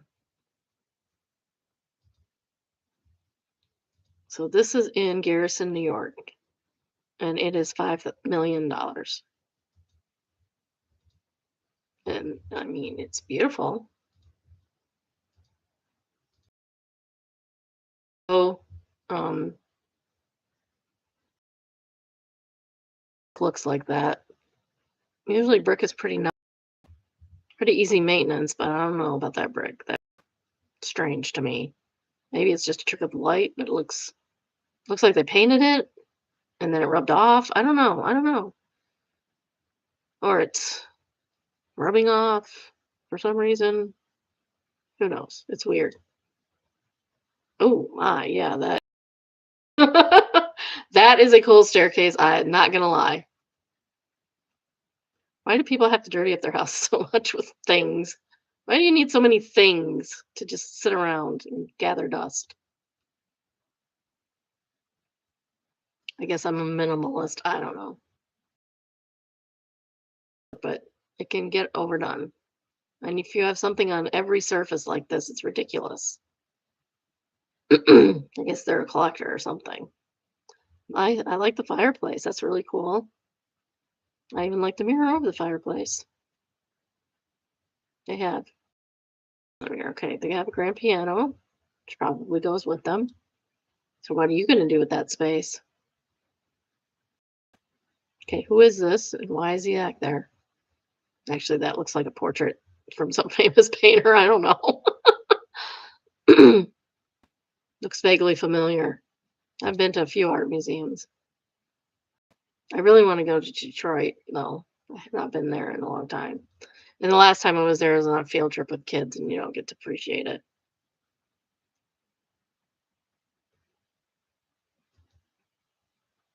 Oops. Huh, I like that rug. That's nice. Oh, I love the old-timey stove. That's cool. That is an old-timey kitchen. I don't think I'd change a thing. I love it. Do love me an old house.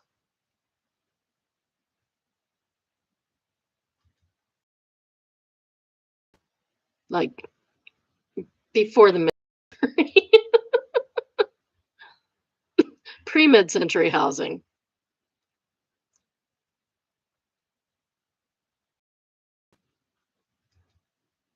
So I like that.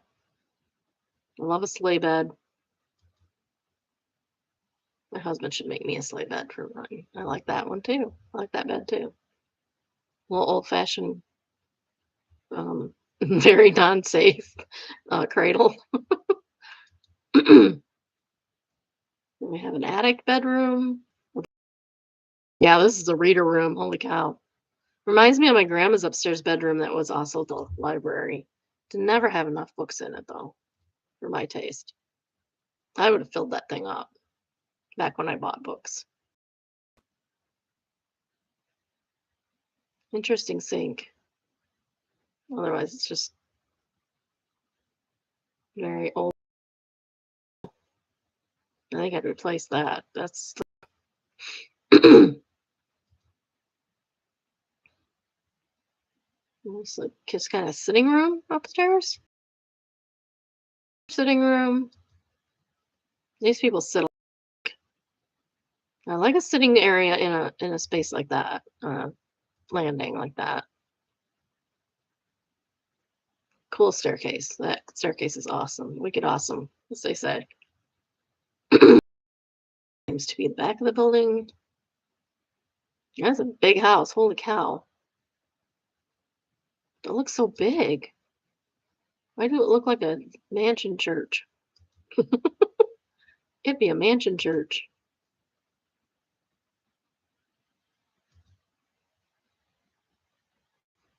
Why does New York not have any snow? It's January. Clear it's January. That's an old Christmas. Got to be December or January. Oh, yes. Give me a porch swing any day.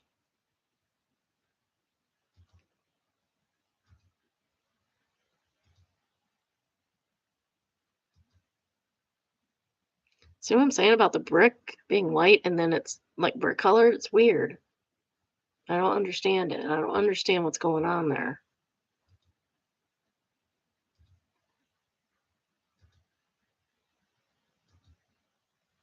Oh, that's beautiful.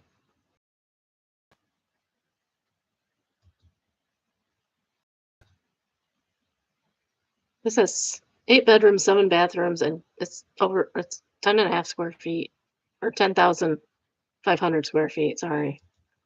10.5. Yeah, it's only 10.5 square feet. You better be my size. Tiny.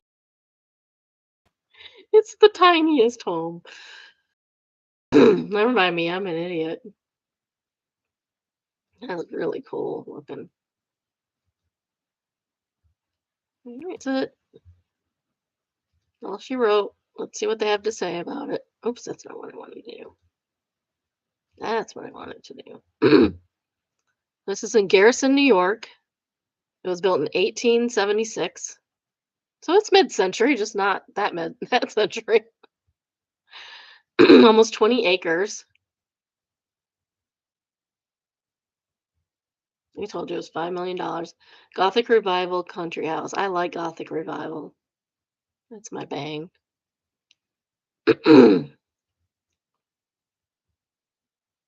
Slice of country life without being too remote. In sanctuaries in the center of Garrison awaits its next owner. So it's actually kind of in town. That's kind of cool. I would not mind that at all. I can't afford $5 million. 8 bedrooms, 7 bathrooms, 5 full bathrooms, and 2 half baths. They're giving you the washer, dishwasher, dryer, oven, range, refrigerator, washer, and it's oil water heater. I don't know that I like that. We'd be happy to get something new in there. A finished walkout basement, that's nice. Attic's a partial walk-up. 6 fireplaces, of course, because it was built in before we had heat. It's on a septic. It's got cable, electricity, phone, and trash collection. Oh, private trash collection. Dang it. I want a public trash collection, please. Tired of paying for that crap out of my pocket.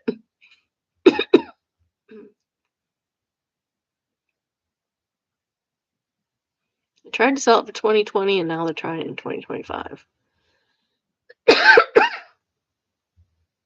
Here.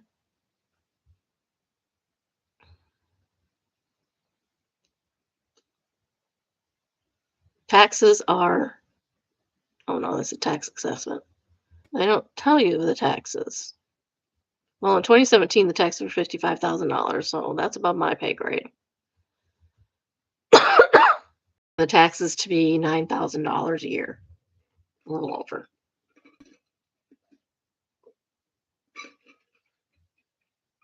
So not 50,000, 9,000. That's cheap for that house, if you ask me.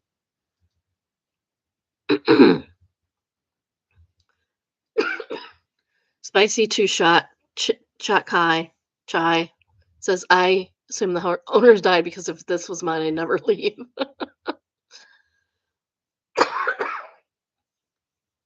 Winking Chef said, I live in an old Victorian, and this is exactly what happened with the previous owners.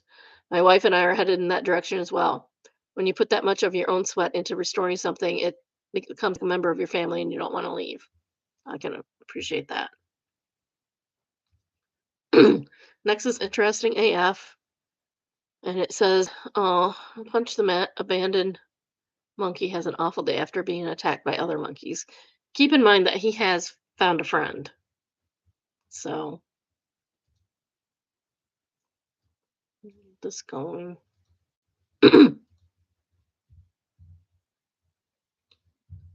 So, this is sad. So, if you don't want to watch, that's fine.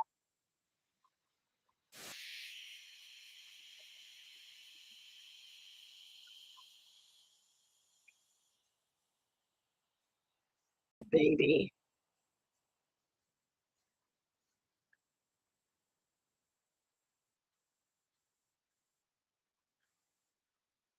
Just a baby. He can't help it his mommy didn't teach him right. Poor little guy. He's so scared. Don't treat people like this. You know that, right? BJA says, we write at dawn. Bill Poetry says, locked and loaded, we will rescue him.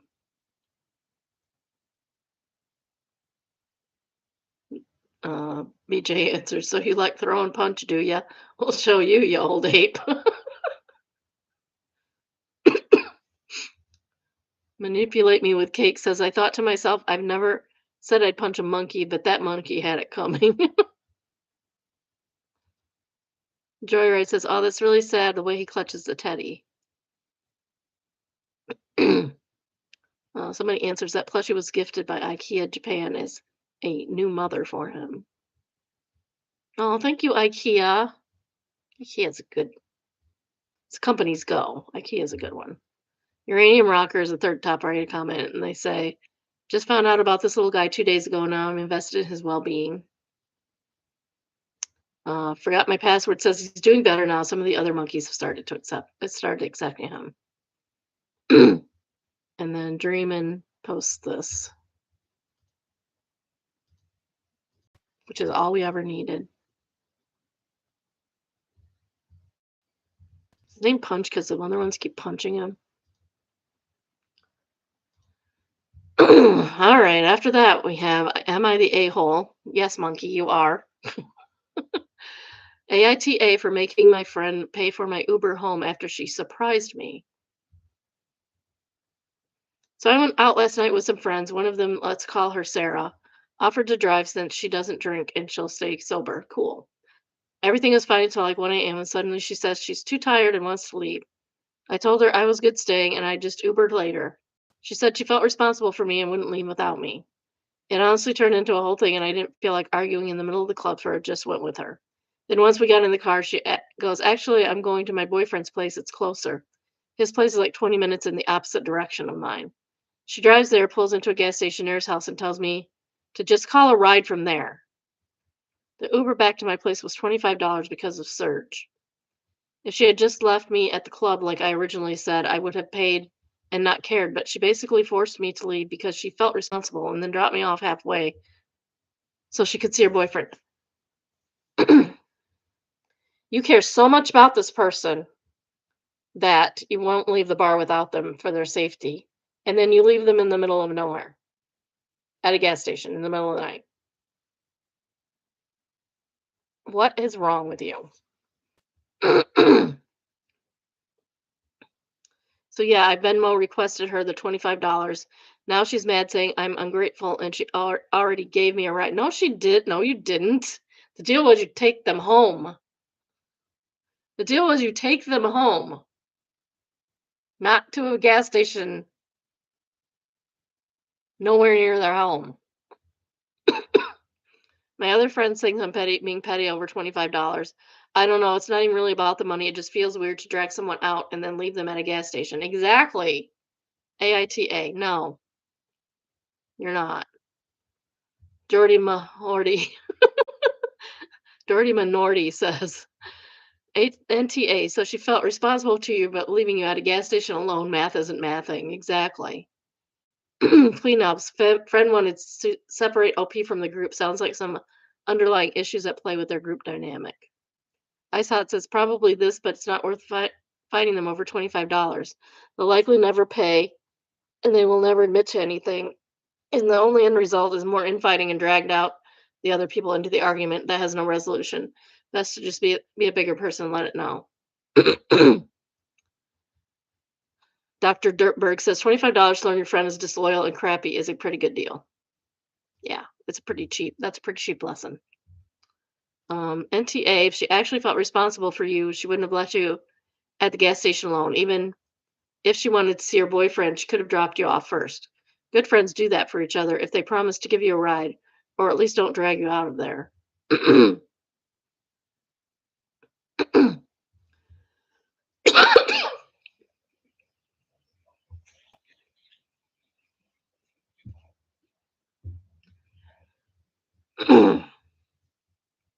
Third top rated comment is I'm just a person too.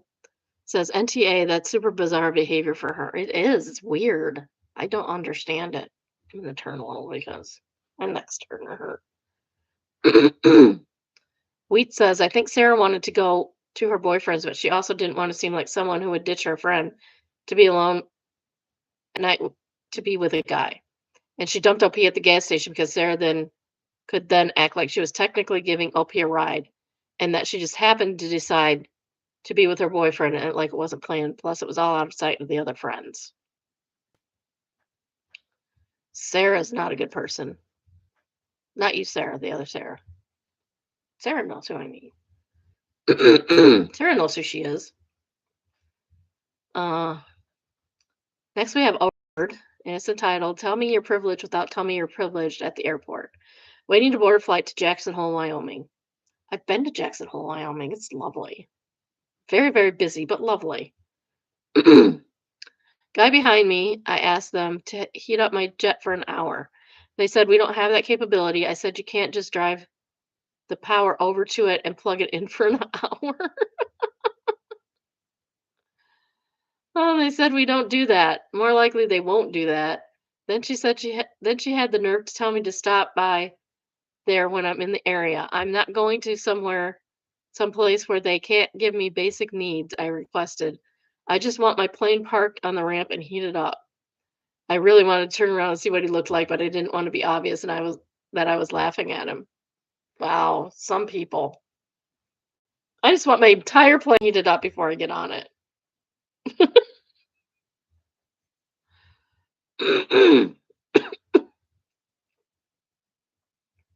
Apollo says I'm in Jackson Hole right now. Yesterday in the Casper restaurant, my daughter overheard four women chatting about their lunch, and one of the wisecracks, "Yeah, like my fur coat is flying economy." Wow. Dun Dun says, "I swear Jackson Hole Airport is a portal to another world because the intimate, immediate free mimosas after arrival and the beautiful fireplaces next to the giant window with wildlife walking is just too dreamy to be real." And now I want to go to Jackson Hole just to fly into the airport.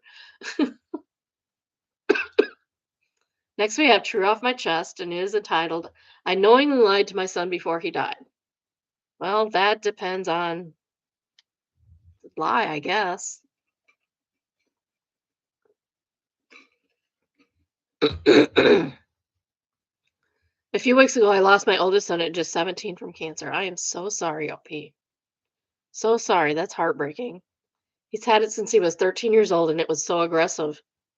In his final few months, where he just gave up, he made me and my wife and younger kids promise that after he's gone, we will continue living a happy, normal life. He says he's caused us so much pain already and doesn't want us hurting anymore. And I tried my hardest to be strong in front of him, and I promise that we will continue on like a normal, happy cat for him. But ever since that morning where he didn't wake up, I've been dying inside. I remain strong for in front of my wife and kids, but as soon as they're asleep, I go to his room and I just silently cry my eyes out not to wake anyone. I love and miss my boy so much. He should have been the one to bury me, not the other way around. Yes, it's stupid hard to lose a kid. It should never happen. I mean, it does, but it shouldn't. Wayne Cancer, I'll forever love and miss my boy, and I'll never live to be a happy life without him again. I mean, you will. Time heals all wounds. Or at least, I mean, they don't heal over, but they scab up. Um, you need some grief counseling, though. Some hard ass grief counseling.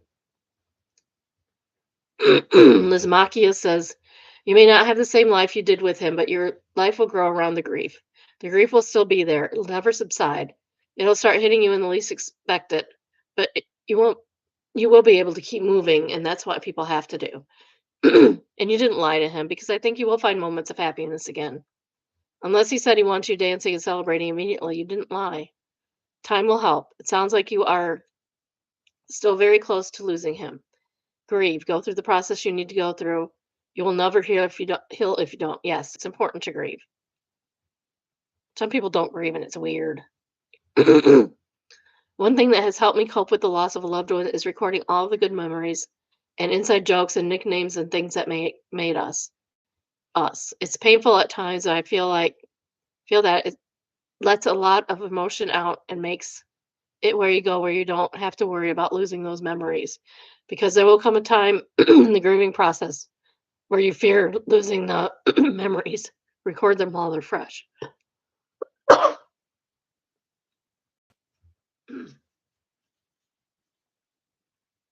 I might have a little.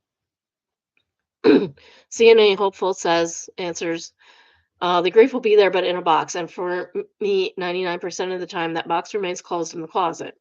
Exactly. Sometimes it flies open unexpectedly, and sometimes I take it out and open it. But most of the time, it's just in the closet, and I'm happy living a happy, normal life. I'm speaking several years after my loss, so it does take time to get to this place.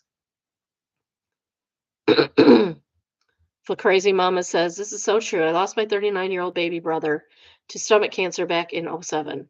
Yesterday was one of those days the box opened. One of his favorite bands, Green Day, he'd even had it on his funeral playlist, played at the Super Bowl, and I was thinking about how excited he would have been to see. Rest in peace, Eric. Nurse Diz says, Wayne Cancer. I don't think you lied to him. You said he wanted to hear, and that's what we do as parents. Be kind to yourself and give yourself time to grieve on your own terms and however it suits you. You sound like a wonderful father, and he will always be remembered. I'm so very sorry for your loss. OP says, thanks, as long as I'm alive, even if I'm 120, he'll be remembered and loved every single day. Yeah, exactly. It's so hard to lose a kid. I can't even imagine. I've not been through it. I've not been through it, so I can't even imagine. But I know how I would feel. I've had breakdowns just thinking about it, so. Eastern comedian says, "Hey, internet stranger, I can feel the pain in these words. I can't imagine the heartache you're enduring. I truly can't imagine. He loved his family so deeply that he wanted to look down and see you smile and laugh. His heart was hurting, and he was scared. All extremely valid. What was his favorite thing to do, OP? Did he have a favorite movie, favorite sports team? Maybe look to things that he loved deeply and in those moments watch those games. Watch those movies and bring yourself close to him. You don't have to be happy right now if that's an impossible goal to obtain. Grief counseling may be able to help you navigate this pain." Thank goodness somebody said that. "I'll be praying for you and your family and your son included," which will do nothing, but that's okay. S He says he loved playing football before cancer. He used to play football all day long. His favorite team is Barcelona. Oh, they mean, they mean football, not football. I took him there multiple times and actually had the night before he died, they played against Real Madrid. They won and I watched it with him. He was so happy.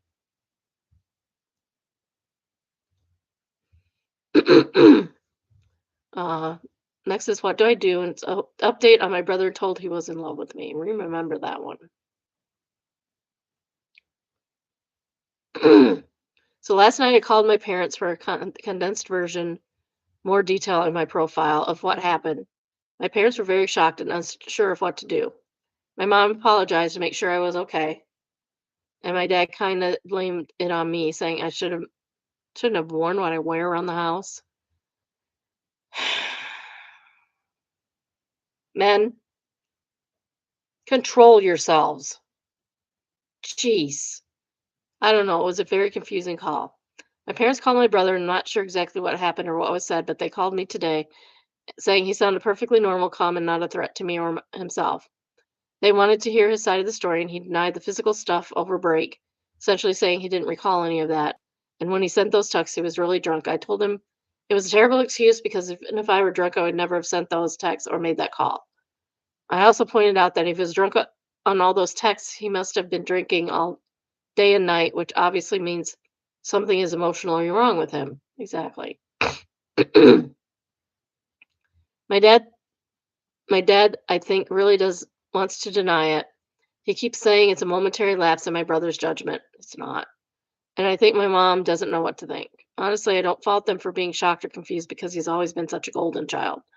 Now I'm at a loss because I don't know if he's struggling mentally and doesn't want to admit it, or if he was using that as an excuse to confess everything to me and not face consequences. I really want him to receive the help he needs if he's struggling. I think he needs help whether he thinks he's struggling or not, because that's not weird. That's weird. I also don't want to engage with him. He sent me a TikTok about an hour like nothing happened, and I'm like, WTF? Maybe he has multiple personality disorder. Like I said, he needs counseling. He seriously cannot accept my boundaries despite me asking repeatedly. I'm going to tell my parents once more that he needs to stop messaging me before I block him. I've been talking with some of my friends and one offered to split rent with me over the summer. I'm not sure if my parents will want to pay, but I will find a job regardless. As of now, I do not feel safe returning home. That's valid. I don't know if it's me being paranoid, but I'm afraid that if he doesn't receive help, could hurt me. I'm trying to be empathetic to him because there are probably issues he's facing. I'm unaware, but I feel like I shouldn't be my responsibility to fix them. I mean, it's a very small chance that he'd be dangerous, but it's still a small chance.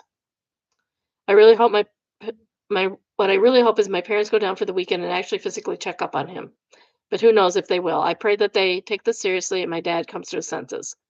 I know if I told my sister, she would be in support of me, so I'm thinking of just telling her behind my parents' back. I think you should tell your sister. Again, if you're sick of the updates, I don't have another meeting with my counselor until Monday, so I don't know if anything needs to be done urgently. Top comment is from Dorty Nuts, and it says, "Your dad's trying to excuse his behavior by saying crap like that is absolutely vile. So sorry, OP. I've seen all your update posts, and I don't even know what to say anymore since this guy won't respect your boundaries, and neither will your dad, apparently." Yeah.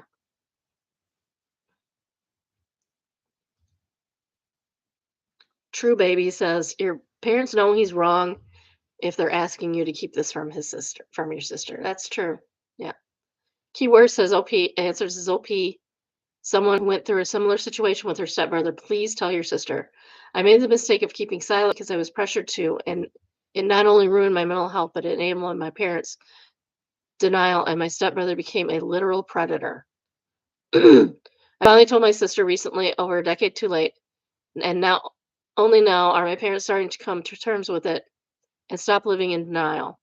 And that's only because they have been forced to be accountable by the shame of my sister knowing. And she was pissed that they pressured me to keep it secret. Otherwise, they will keep denying and gaslighting you because it's easier for them. Broken heart emoji. Good luck.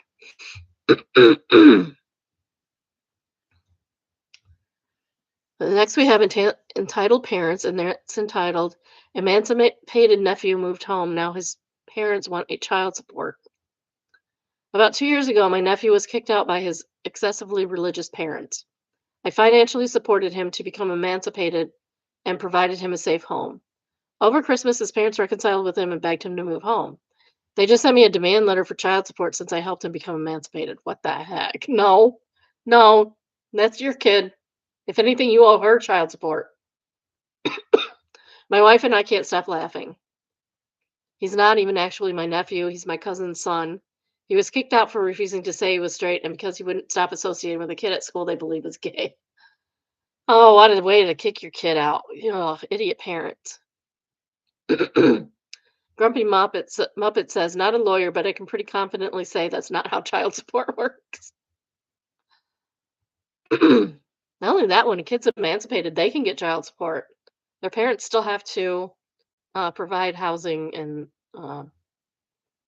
stuff like that to the child.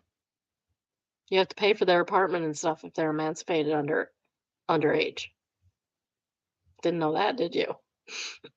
Maybe you did. I don't know. OP says, yeah, my family falls into three categories when it comes to our relationships. Completely sane and rational. Luckily, a majority, about 60% plus, fall into this category. Religious nuts. About 25% of my family are very into ultra religion. This creates all kinds of weird religious justifications for the madness. Luckily, not all of them are also MAGA, but I bet you a lot of them are. 3, greedy, snobbish, and self-righteous. Less than 1% fit into this category. Karen and Kens that believe their crap doesn't stink. Nothing's their fault. Everything else is to blame, and they deserve to speak to the life's manager anytime things don't go their way. These tend to be the ones that cause me the most trouble. Reaper says, I'm a lawyer. OP is fine.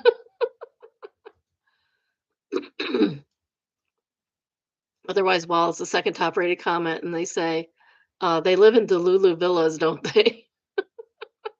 OP says, permanent residents. I don't believe they have passports from there. Nimu says he's emancipated, not placed in others' custody. Even if his parents divorced, one couldn't claim from the other because he's emancipated. For that part of the law, I would guess he's like an adult. Yes, but he can get child support from them. I recently run into that. Who was it? I think it was an actor or something. She was getting child support from her parents because she got emancipated at a young age. This is from Oh No Consequences, and it's entitled OOP's fiance has no spine when it comes to his rude mother and learns the hard way when OOP moves out. It's from Best of Redditor updates from 9 months ago. Final update, WIBTA if I moved out of our apartment knowing my fiance and his mom can't afford it without me. I think we read that. Did we read that? It's been a long time.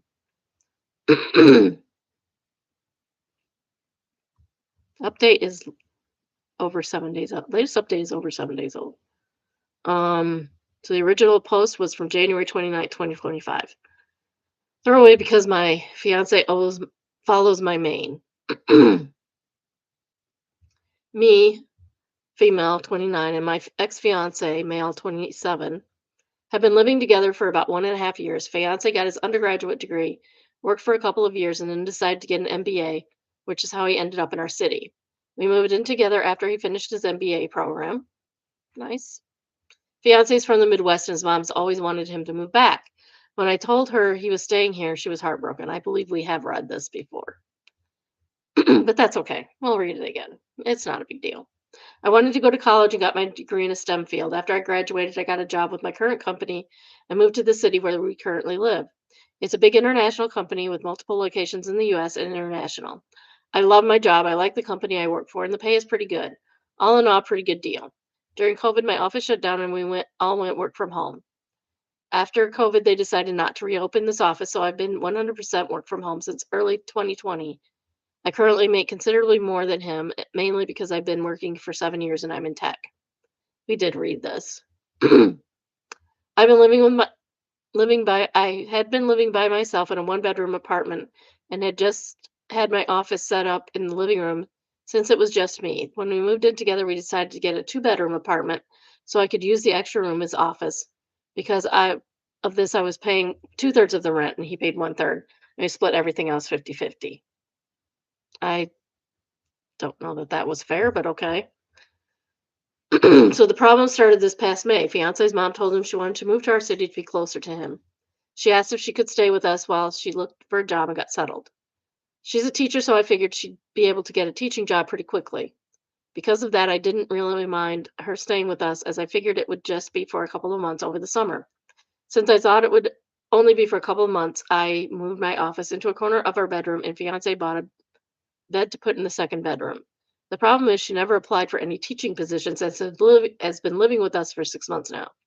So she's a freeloader. That's nice. She and I have been really struggling with each other since she moved in. I can't make her understand that I work full time. She constantly interrupts while I'm working, which is bad enough, but she keeps interrupts when I'm on Teams calls. That would annoy me to no end. Oh, she would so hear about it. She constantly interrupts while I'm working. Oh, wait. Always asks me to take her places because she doesn't like to drive in our city. She has pretty outdated views of gender roles and is constantly giving me a hard time for not doing more around the house and making fiance help with chores, doing his own laundry, etc. Um, we are not married and I am not his mother. That's the only answer to that. The constant criticism and insults are just really wearing me down. I hate having my office shoved in a corner in the bedroom. Back in September, I told my fiance that since it looks like his mom is going to stay with us a while, we should split the rent three ways. He told me she could not afford that since she has to conserve money until she gets a job. I told her I wasn't happy with paying for an extra bedroom I can't use, so he finally said we could do 50-50 split. I could afford to pay the extra, but I hate the thought of funding her lifestyle. And that's completely fair. Probably should have been doing 50-50 from the beginning. Every time I complain about her or the situation, he says he agrees but doesn't know what to do because he can't kick his mom out. And he won't talk to her about the way she treats me or how she behaves. When I ask what the long term plan is, he just says he doesn't know. I've thought about giving him an ultimatum to tell her she has to leave, but I think he'd just end up resenting me for essentially putting his mom on the street. And that's fair. I mean, to assume that he'd resent her because he probably would, which is not a good way to do a relationship. Every time I complain about her or the situation, he says he agrees, but he doesn't know what to do because he can't kick his mom out. He can. She's not on a leash. She doesn't live there. And he won't talk to her about the way she treats me or how she behaves. Well, okay, you have a boyfriend problem? I guess a fiance problem. When I ask her what the long term plan is, just says he doesn't know. I've thought about giving him an ultimatum to tell her that she has to leave, but I think he'd just end up resenting me for essentially putting his mom on the street. Okay, well, I already read that, I guess. So one of my girlfriends is losing her roommate at the end of February. Our lease renews June 1st. I'm very strongly considering moving out of our current appointment and moving in with her. I can afford to pay my part of the rent on our current apartment, but also half the rent on my friend's apartment. It's not ideal, but I'm not a big spender, so it's doable. The issue is if he and his mom aren't able to pay for the one-third rent each. There's no way they could cover the whole thing on their own. But I can't live like this anymore. I'm pretty sure this is what I'll do, but I want to see if people thought I'd be the a-hole for leaving them like this. And I don't blame her. I don't like my office space being in my bedroom right now, personally. I'm gonna move someday. I'm gonna move into the other bedroom. My husband was gonna take it over, but he has the entire basement. He doesn't need that room. Some of OOP's comments. Commenter, if you move and pay rent for your old place and your new place, then you are foolish. There's no incentive for things to change because you're just letting go and not putting your foot down. Yeah, but she'd only been doing it for a couple months. OOP, sorry, I should have been made it more clear. I'm on the lease in my current apartment, so I can't just up and leave. But I can't afford to pay half the rent and the new place and have the rent at the old place for 3 months until my current lease is up. To another commenter, I'd only pay rent at the old place until the lease is up in June. So basically 3 months, and only because I don't want my credit trashed. Commenter who is downvoted says, it sounds like it would be best for you to be honest. Mom isn't evicted. You guys can keep dating whilst living separately and your work would not be disturbed. Yeah, that's not going to happen. Or why not just find a studio for flat for mom? OOP, I suggested we find something for her and even suggested we could help her out with rent until she gets a job, but I get the same answer no matter what. She has to conserve her money so she can't spend any more than she already is, which is zero. Commenter, is he going to be your ex because the situation, or was he already an ex? Either way, NTA, but I was just thinking if you move out, maybe he will see what he lost and be more motivated to get rid of his mom. That way he won't resent you for it. OOP is probably going to be my ex because of this situation. Before she showed up, everything was good, but since she got here, it's a crap show. Honestly, at this point, we're just two roommates that happen to sleep in the same bed. I can't even remember the last time we had personal time because she's always around, always watching TV in the living room on the other side of our bedroom wall. Ooh, that's really not good. Commenter heavily downvoted. My other half never had an issue with my relatives moving in. Okay. And everything's not about you, ma'am. I don't know if it was a ma'am. My mom once moved in for a year. He never said a word. My brother moved in for 6 months. Again he said nothing. He expected nothing from them.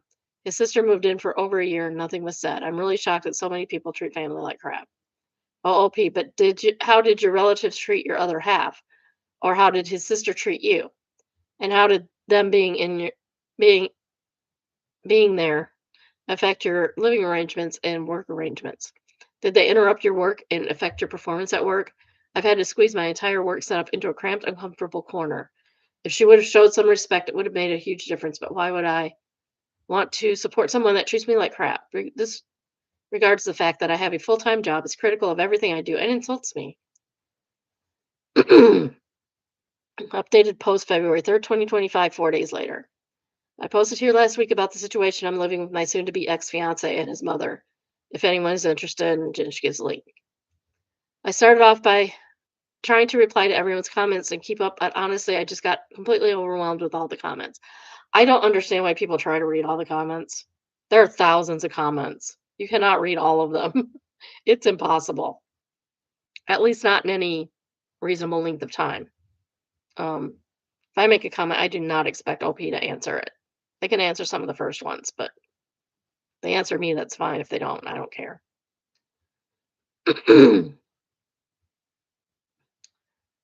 First off, I wanted to thank everybody for their feedback, comments, even the ones that were kind of harsh. Actually, probably especially the ones that were kind of harsh. I really needed some tough love to make me realize that I was letting my soon to be ex and his mom take advantage of me. More comments I read, the more pissed off I got. Honestly, I think I'm more pissed off at myself for allowing this to happen and not advocating for myself now. And that's fair. It's fair to be mad at your own self for being stupid. That's healthy, actually. This past weekend, I got my soon to be ex alone so we could talk, which is actually harder than it should have been because his mom always tries to tag along whenever we do anything. Going through all the comments everyone left, the PMs, people really said really helped me decide how to approach this and also brought up a lot of good questions I should have thought of myself. Back to the discussion with the ex. I wanted to give him one more chance to pick us over his mom, not because I thought he would, but just because I wanted to be able to tell myself I gave him the opportunity. I explained again how I am happy I've been with the situation, how it's affecting my work because of her constant interruptions and just being unhappy and uncomfortable, that I'm forced to work out of a corner in our bedroom. And I reminded him that until a few months ago, I was paying the majority of the rent, and being that I made so much more than him, it's really my salary that keeps us all afloat. I also brought up again, the way she treats me and talks to me. And he replied the same way he always is. He agrees it's not right how she acts, and it's really uncomfortable for all of us. I don't care if she's uncomfortable. No kidding, I wouldn't care either. Previously, I would have dropped it there, but this time I told him how angry and disappointed I was that he let me pay for two-thirds of the rent when she first moved in, and how unfair it was that I'm still paying for half when there are three people living there and she's the only one with her own bedroom. It was the same story. She has to conserve money since she doesn't have any income currently, which brought up the question of where all her stuff went when she moved. What money does she use for incidentals? So evidently, when she got divorced, she asked for the divorce after my ex went off to college. It doesn't sound like her husband's ex dad's her ex-husband dad wanted the divorce. His dad brought her out of the equity in their home. Ex didn't have any idea how much it was or how much is left. But she moved here, she was working full time as a teacher and living in a small apartment, so she should not have had to tap into the divorce settlement money very much. Other than that, X didn't have much insight into her finances other than what she told him, that she has to conserve money. I told him straight up that I'm moving out before the end of the month. And from now on, I'm paying 25%, as some of the commenters pointed out. She has a whole bedroom while I have to share with Manchild. So she should have to pay twice as much. After I move out, I'm not paying for anything else. No utilities, no food, nothing other than rent. A pretty I have a pretty good idea, I think she missed a word, what his finances are like. And if he has to pay 75% of the rent all by himself, he's going to take a huge chunk of his net income. And after he pays utilities and buys groceries, there won't be anything left for incidentals. Rent was due on the 1st, but it's not late until after the 5th, so he has 2 days to come up with the money. If he doesn't come up with it and I end up covering, then I'll reduce the amount I pay in the future months. The only reason I'm going to keep paying any of the rent is even after I move out.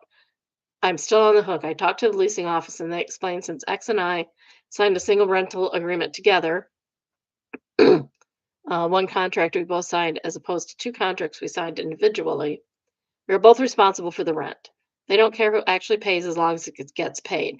The only alternative to be if he agrees to sign a new lease by himself or together with his mom. But in all likelihood, he wouldn't be able to pass the credit check on his own, so I'm kind of stuck. I don't think he'll do anything stupid though, because he is going to need to find some place to live after this, and a collection on his credit report wouldn't be good. I also told him that I'm going to find a place to work during the day until I move out so she can't bother me. My friend I'm moving in with said I could work there during the day since she and her current roommate have in-person 9 to 5s. I took her up on that for now. After living with his mom, I'm not about to overstay my welcome, so I'm going to find some other options that I can rotate through. Someone suggested checking out the public library, or if it comes to it, I can get a membership in one of those WeWork kind of places, just in case I brought my important papers, files, valuables, and my friend is storing them for me until I move. He really didn't take it well. The surprising thing to me was that he was surprised by everything. He seemed really shocked that I wasn't prioritizing his mom. I really got the feeling that he sincerely believed that I wanted to take care of her as much as him. And he kept saying stuff like, "What about my mom? What am I going to tell her? That's how she is, but we still need to help her, etc." No, that's your mom. I don't need to help her at all. At all. He asked about our relationship and the engagement. I've told him after I move out, I need some space from him. In a few months, when we both had some time and space to process what happened, if we both agree about the relationship, but he'd have to prove that he's going to have my back going forward and will set boundaries with his mom. I told him to avoid more drama. I don't see a future in which we are together. I told him he needs to tell his mom because she's not my responsibility or problem. She'll know something's up when I start moving my stuff out. He hasn't told her what's going on yet, but this weekend I'm going to start moving things so he doesn't have much time.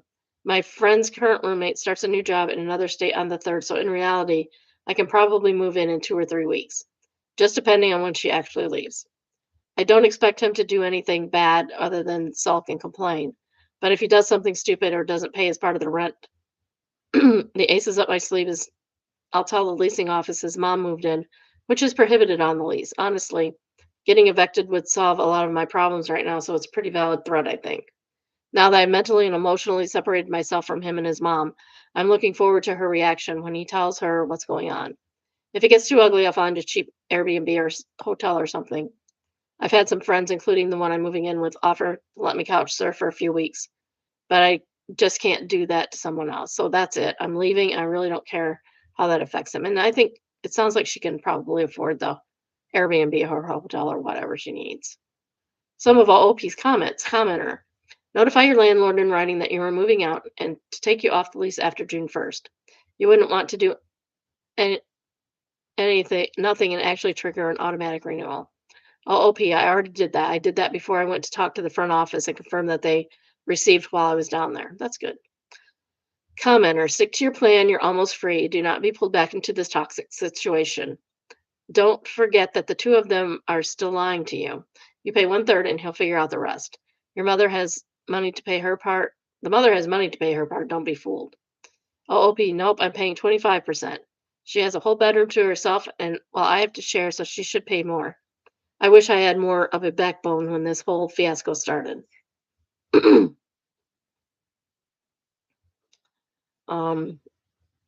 Update February 11th, 2025, 8 days later, 2 weeks from OG post.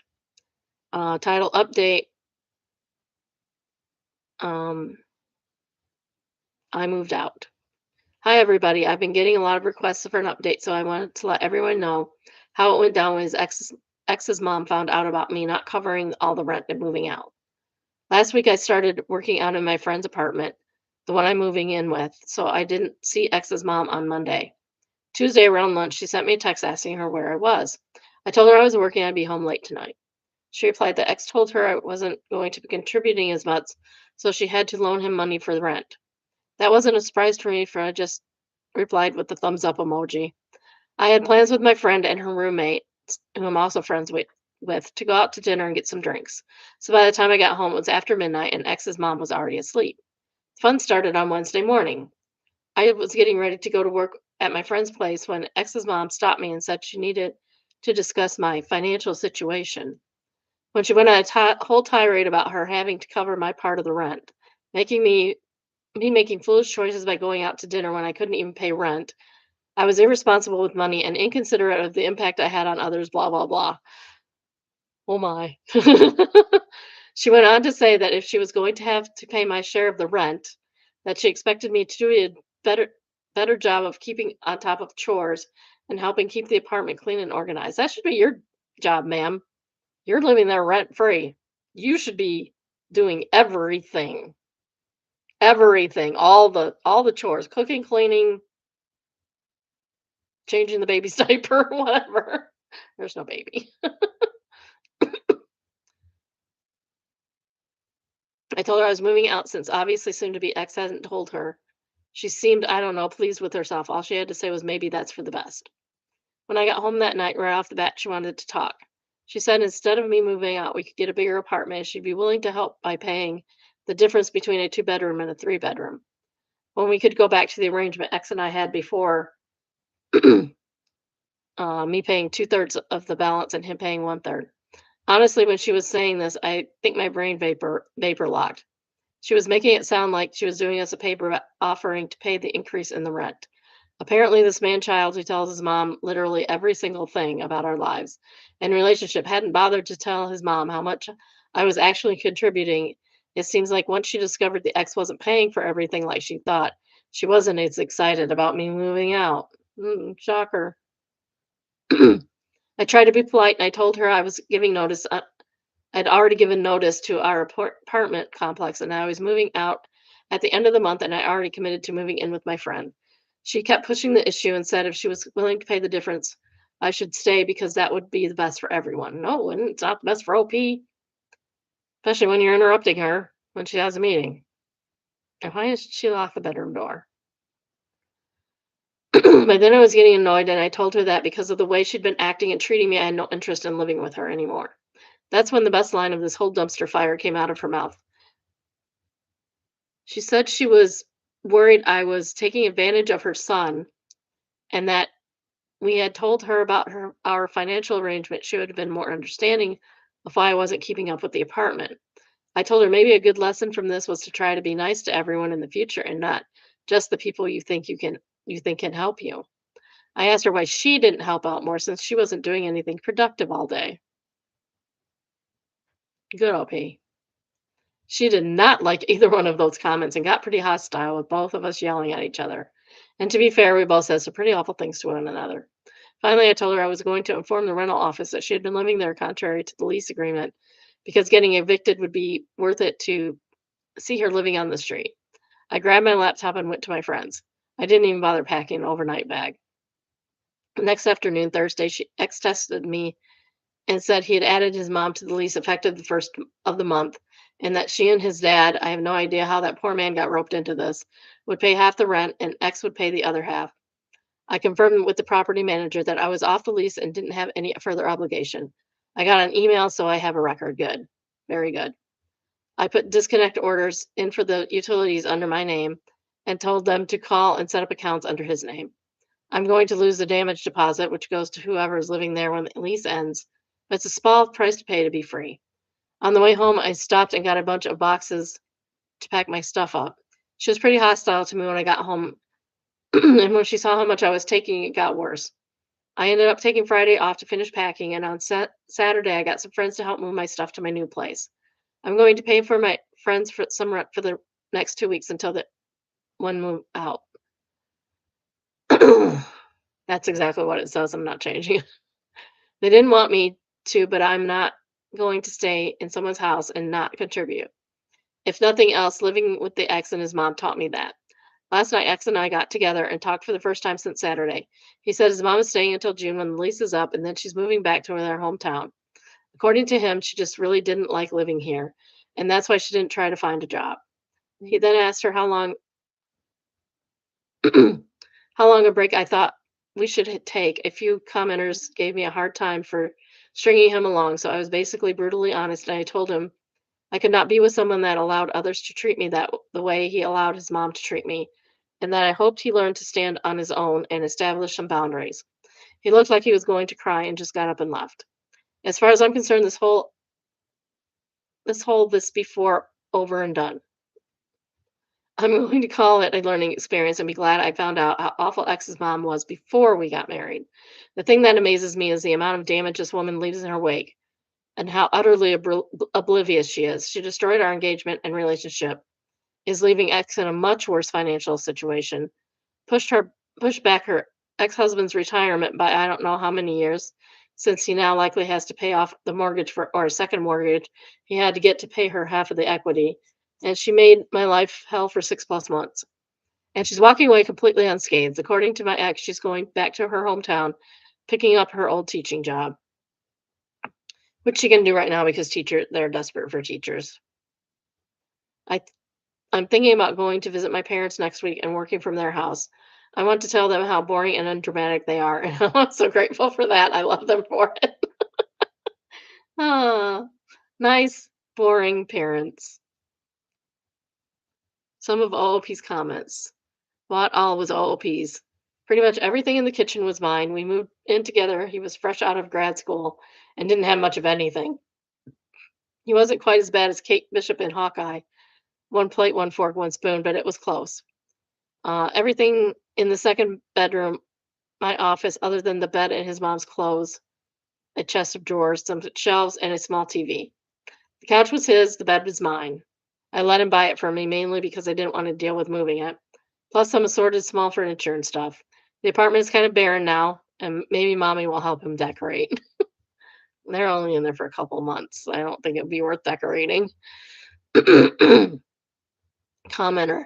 Then he asked how long a break I thought we should take. I lost my crap when I read that. I hope this whole experience has opened his eyes and at least matured him to a small degree. OOP, I have to admit, I thought he'd be able to read the room on his own, but this helped validate my feelings on the whole. X's mom's antics. Anytime we asked her to do something like loading or unloading the dishwasher or other minor chore, she'd complain that we were asking her to take care of our apartment. Ma'am, you are living there. You are living there as a guest. When I'm a guest in someone's home, I try to help out. Loading and unloading dishwasher is the least you can do. The least. I was really mind blown that she would complain like this, but literally wouldn't do anything unless my ex basically begged, and then she'd make a big deal over all the help she was giving us. Eye roll. Eye roll emoji. Commenter, sounds like your ex wanted to save his pride and avoid disappointing his mother by concealing how much the expenses you were paying, and he happily threw you under the bus to do so. Even when confronted with what his mother was doing to you as a result of his lies, he kept it up. His mother was damaging to your relationship, but that was mostly him that wrecked it by betraying you like that. I'm just glad you found out the truth about the kind of person he is before you got married. OOP, I do think is a lot of it. She made a really big deal about him getting an MBA, and I think she assumed he was going to be making a huge salary out of the gate. To be fair, he probably will make good money in the future, but he needs to put his name in and work for it. I think he was afraid slash embarrassed to tell her what he really made.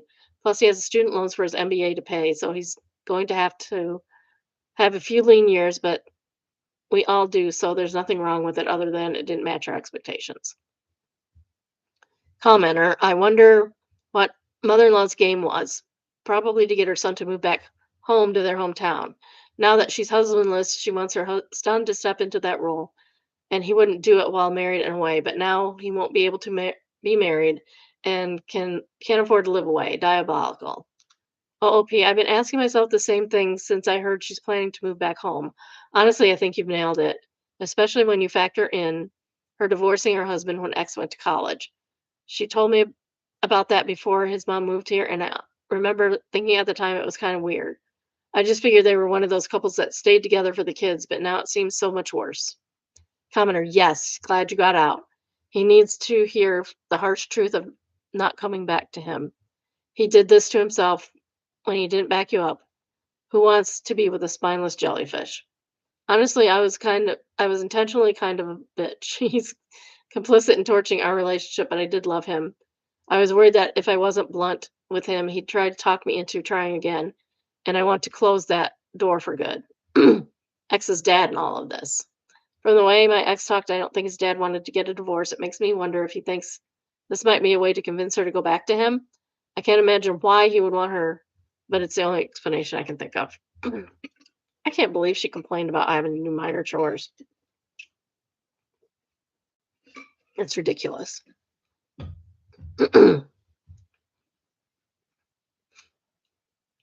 New update post, June 27th, 2025, 4.5 months later, 5 months from the original. Title, find the update. I moved out. I haven't posted here because honestly, there hasn't really been drama or updates since my last post. I've got several people DMing asking for an update. So I thought I'd let everyone know how it turned out. If you haven't seen it, you can find the history in my profile. Thank you for leaving your profile open. It really irritates me. Oh, you hide your posts. Why are you hiding your posts? What you got to hide? After I moved out of my ex and I's place, I did end up going to visit my parents for a while. I was really just to give them, the girl whose lease I was taking over, space to get her stuff packed up before I moved out. It was really great to visit my parents, and they were really supportive about everything and the choices I made. My mom and I spent a whole Sunday on the couch watching awful Hallmark movies while Dad fed us way too many mojitos. I've been living with my friend for about 4 months and everything has been going great. I feel like we're both super respectful and considerate of each other, and it's made everything so easy and chill. After dealing with my ex's mom for so long, it was kind of a shock to have all the drama, not to have all the drama and toxicity. I did hear from ex's mom 3 times after I moved out. The first time she texted me to ask if I'd taken the air fryer. I did, it was mine. And then she texted me a couple of weeks later asking me to give her a ride to the pharmacy to pick up her prescriptions. Lady, I don't know you. And then she texted me one last time telling me I needed to pay my part of the utilities for the last month I lived there. No, she doesn't. I ignored her the first 2 times, and the last time responded that she should either use the money she saved while I was covering her rent, or use the money they get back from the damage deposit. It's been crickets since then. I did see my ex one last time about 6 weeks ago. He found some of my stuff that I accidentally left behind, so we met up so he could give it to me. I was glad we met up because it convinced me I've done the right thing. I didn't feel anything when I saw him except relief that I didn't have to deal with his mom anymore. He asked if I'd be willing to give it another try if he put boundaries in place for his mom, and I honestly told him that I didn't see him that way anymore, and I do not want to get back together. He looked like he expected that answer and didn't make a fuss. He did say after I left, stuff with his mom got pretty tense. I guess they were tight financially, which I knew would happen. And she was upset that due to his job, he couldn't drive her around and cater to her needs. He said she ended up moving back to their hometown in the beginning of May, which was the final month of their lease. He said he was going to move back also once the lease was up because his friends were all in the middle of leases and already had roommates. He didn't want to live with a stranger, and the only apartments he could afford on his own were studios in really sketchy areas. So he's going to go back home and live with his dad. So mommy got what she wanted. He moved back home. He didn't have a job here, but he figured it was the safest option. He's got his MBA and almost a couple of years work experience since graduating. So he's hoping that that'll help him find a new job reasonably quickly. And it might. It might, and it might not. Depends on the job market. I kind of feel bad for him because he loves it here and his hometown isn't awesome. I didn't feel too bad though, since it's really his own fault everything ended up this way. He didn't say how or what his mom was doing, and I didn't ask. I haven't seen or heard from him since. I made it pretty clear I wasn't interested in trying again, and I don't want to be friends as I don't need the drama. I've been on a couple of casual dates, but I'm really not looking for anything right now. I'm just enjoying hanging out with friends, taking advantage of the summer, going hiking and stuff. I've met some of spent some of the time reflecting on everything, and I think if I'd been more vocal early on and stood up for myself, insisting that she pay rent and not let her overstay, that maybe all this could have been avoided. But I'm glad I don't have to deal with her anymore. So I'm content with how everything ended up. Cheers and be well. Top comment is from Leading Computer, and they say he lost everything stupidly because of his lack of a spine. I love this story. And OP, which is not OOP, just OP. It's a truly perfect FAFO story. Adamer says it would have been perfect if mom had an FAFO too. And the OP says, sure, she's going to be a leech forever. Steroid Sandwich says mom got everything she wanted, broke up their engagement, her old teaching job, and son probably moving back where she lives. No, son is moving back where she lives. And White Boy says, this is seriously one of my all-time favorite Reddit posts. OOP shiny at Adam adamantium.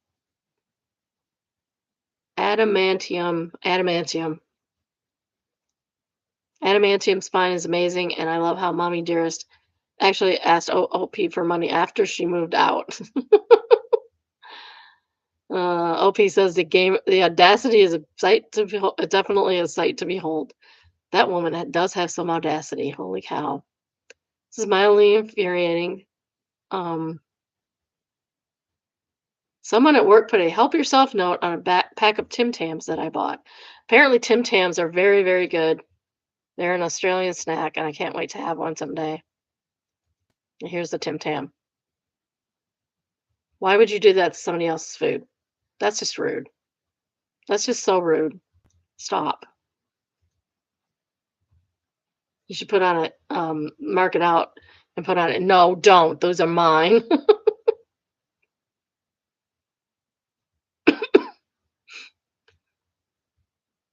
It's free, right? Says this is when you go around everybody's desk and check their handwriting. It's classic fantastic says and the green pen. Lima Johani says, fun fact, using a coffee paper filter and ethanol, you can actually separate the pigments. Who creates a pen's paint color? Even if two pens are blue, they are not from the same if they are not from the same brand, they will have different mixtures of pigments. So you can actually figure out all of the pen brands in the office, which one used the one to write the note. That's interesting. The image I annexed in this comment shows some of the example of what I'm saying. We can see that each pen color is actually a mixture of pigments. Source, I'm a chemist with interest in forensics. Edit, a lot of questions about how to get the sample of a note. So cut one or more of the letters, but not all of them at once, so you'll have a backup samples. And in a glass, pour a few drops of the solvent over the paper pieces with the letters. Stir, remove the paper, and let the glass dry. You'll have a usable sample of the ink. If you want to be more precise, do it with all the other pens as well. Write with it, and write with it, cut and extract. Oh, okay. You're cutting. I get it. I get it now. And this is what the results you get. So they all have different. Like this is probably a yellow pen, and that's probably a highlighter. Would be my guess.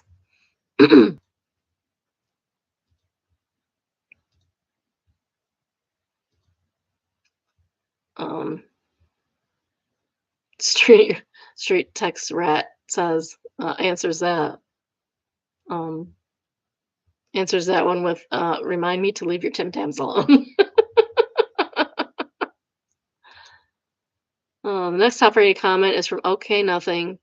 It is absolutely wild to me that working in professional adults steal other adults' food in the office. I know, right? Mine was accidental, but still, I just find it to be so insane. The guilt I would feel is absurd, and I'd be worried for my job for some reason. But these MFers just take someone's whole lunch and eat it at their desk or pull this crap. Aren't we supposed to kind of like be responsible at work? You would reprimand a 3-year-old for taking someone else's food. Why on this earth is common for adults?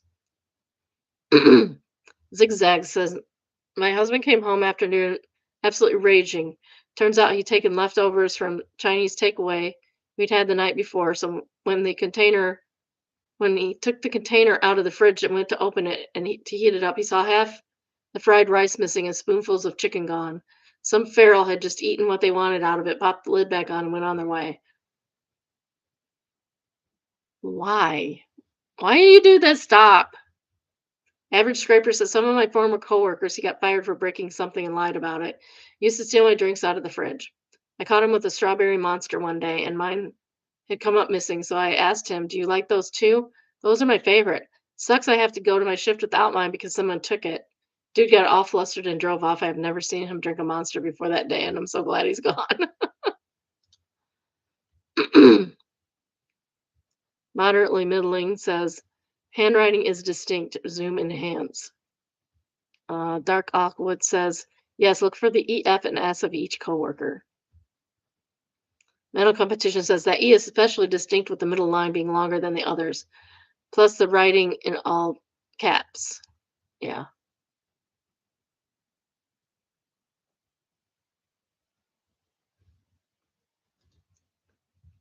Hey, When You Karen is entitled Drive Through Cars Kept Yelling She's a Karen. I was the Karen in this case, apparently. Uh-oh. I hadn't been to the new fast food restaurant drive-through yet with 2 lanes, but I heard how much faster it would be, and I was impressed. Our new Taco Bell has 2 lanes, and they had like literally posts, bollards, I guess they're called bollards, uh, concreted in to the first lane. Technically, it would be the first lane, the first one you come to. Um, I went yesterday and I saw that they had taken the bollards out, but now they just have a caution tape and a bucket there. But like, why would you do that? You live in Michigan. You know that that is going to be torn up so fast. You're going to have to repave that in no time, and then that'll tear up, and then you'll have to repave the whole parking lot eventually. It's ridiculous. Don't do that. Don't do that. Let's find something temporary, not permanent. Got in one line and placed my order and then screwed up. Somehow in my brain, I decided if I ordered at line 1, then I should go pick up window 1 and drove past the car sitting at the window 2. Yep, I did that. Well, apparently both ordering lines merge into one line, yes, and there's only one pickup window in operation. Yes, that's how that works. You merge. It's not all that. The window I pulled up to was being used to store stock with boxes blocking the windows. So the people in all the cars started yelling out the window, Karen, okay, Karen." I was flustered looking around, realizing what I did. To make matters worse, they were backed up and I had to sit there a very long time waiting for my order. If they made me wait on purpose, I don't blame them after seeing it from their point of view. Sadly, I'd rather be acknowledged as the idiot I was rather than an entitled Karen. Mr. Charisma said, you'd be amazed at what embarrassed look can do in this situation. I've definitely done the wrong thing a few times while driving, while ordering, whatever. If you show contrition, and apologize, most people will be happy to give you a pass. Obviously, if it seems fake, it'll make it worse, but if you were genuinely just making a mistake anyway, glad it wasn't too hard on you.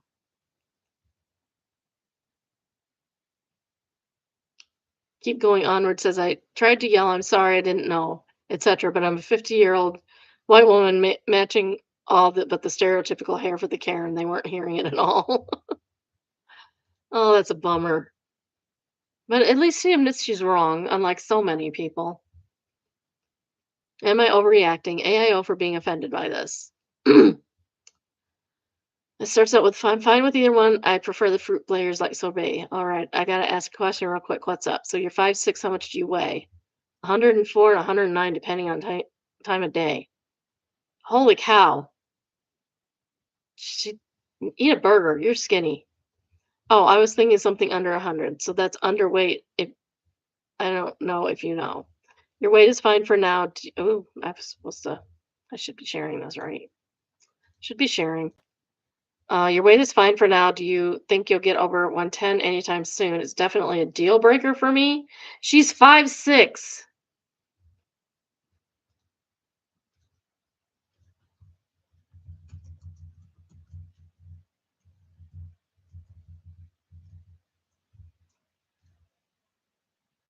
Normal weight is 100, between 118 and 150 pounds. She is skinny as heck. Even if she weighed 110, she'd still be underweight. What the wang? First of all, you don't just say that to someone. That's an inside thought and honestly a terrible perception of how much you think girls should weigh. And he answers, I don't want a big girl bigger than me. That's also not a good look in general. And if you can't match that, then this is not going to work. So he's less than 110 pounds? Sir, eat a burger. Yeah, you're right. I can't match that. It's horrible expectation for you to have for people who go deal with your own insecurities before projecting them onto others. Good for you, girl P. I was talking to a guy from school and we were planning to go out for ice cream together this weekend to get to know each other and see where things could go. I definitely could have handled it better if I wasn't at work when he texted that. This conversation happened when I took my 10, which is a break. I left I got left on red and I also don't think there's anything else to do about it. AO for being offended by his comments about weight. No. No Marzipan says that sucks. He's apparently 100 pounds. Isn't he underweight? Heart shaped moon says, ah, I would have been like, aw, you're only 110 pounds. Troy Barnes says he's only 5 apples tall. Wow. Positive Listen says, what in the eating disorder is this? Grace off the North says men set arbitrary standards for women based on measurements they do not understand and then enforce them with nastiness. My mom starved herself and had bulimia all because my father wanted her thin. Oh, that's terrible. I'm so sorry, Grace. Gastropedia says, Gastropedia says, NOR, you should be thankful you did not have to waste more time on him. Yeah, that. That was a good, no, be thankful that happened that soon.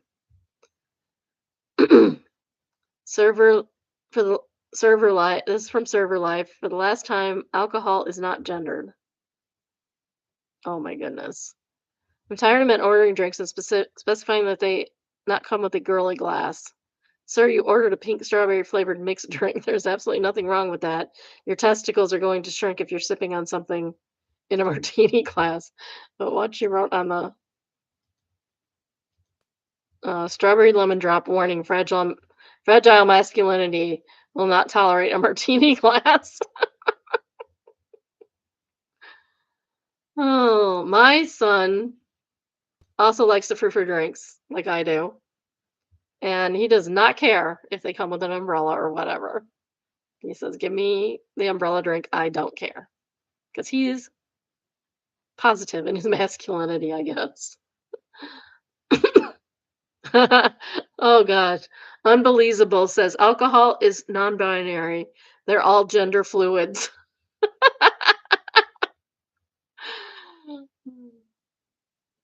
Dead G says, "Drink the gender fluid."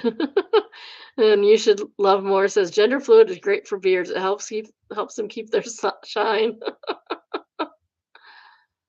Oh. Chilola says, "As a florist, we get many senders who want us to know this is for a man, as if to imply don't turn him into not a man with girly colored flower."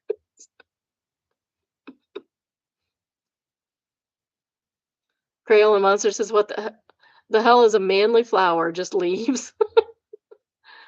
Ilgard says, I assume white orchids are black dahlias.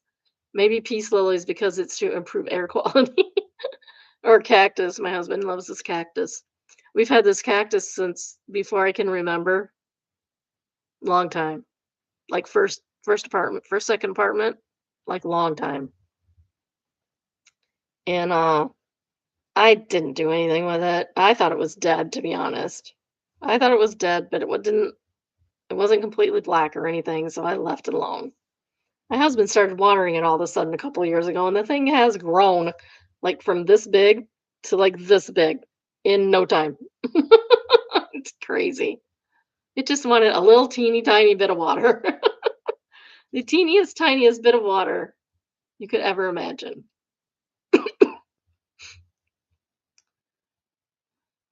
Someone who with too long of a username said, "As a disclaimer, I absolutely agree that men who care about this are dumb. To be honest, as a server, I will take any excuse not to serve someone in a martini glass." Professional Cat says, "I've had men send it back because it's too feminine. Some people need to get a grip." Oh my gosh, I'm wordless. I'm speechless. I cannot, I cannot with this. It's insanity. Next, we have confession, and it's entitled, "I used to steal money from Pizza Hut when I worked there as a delivery driver." That's not cool. This is like 15 years ago, and it just random occurred to me the other day. So I worked at Pizza Hut back in 2010. I was like 18 or 19 years old. Of course, it was a crappy wage job. We got paid 7.25 an hour plus tips. They gave us a crappy delivery fee that didn't really pay for gas. I didn't mind it. It was fun working there and earned some money while going to college. Then about a year into it, management announced we were being switched over to being paid as tipped employees while out on deliveries. That is not cool. So that meant we were getting paid 250 an hour or something close to that while making deliveries. They made us sign a document accepting the new wage. The other option was being terminated. They only gave us a week's notice, so I came up with a plan to recover my money. About 3 or 4 times a week, I would wait for cash delivery, deliver it, come back with my pizza bag looking like it still had a box in it, and tell our delivery dispatcher that no one was there to get the pizza. I would just pocket probably 150 to 200 a week by doing that. All of my shift workers and dispatchers were friends of mine and were always high, so no one ever really questioned me. To this day, I really don't feel any guilt about it. No, you don't need to. At that point, they were wage thefting you. It was my choice to keep the job, so there's that, but I really don't feel bad. They did me dirty, so I did them dirty back. That's just cruel and unusual. This is why servers need to make minimum wage at least, like normal minimum wage, not like 250 an hour. It's ridiculous. And I don't care that they make more in tips. You'll still get your freaking tips. Do a better job. And you don't even pay taxes on the tips, so don't even with me. Nico McBee says, "When I worked at Pizza Hut, I'd have buddies call in a couple of pizzas just before would close. They would, of course, not show up to pick them up, so we would get to take them home. Letting 6-year-olds clean up after closing with no manager on site was a bad move. We had beer on tap that would finish the cleanup with a few pitchers afterwards. Not sure how I finished high school working there and not getting home until 3 a.m. just about every night."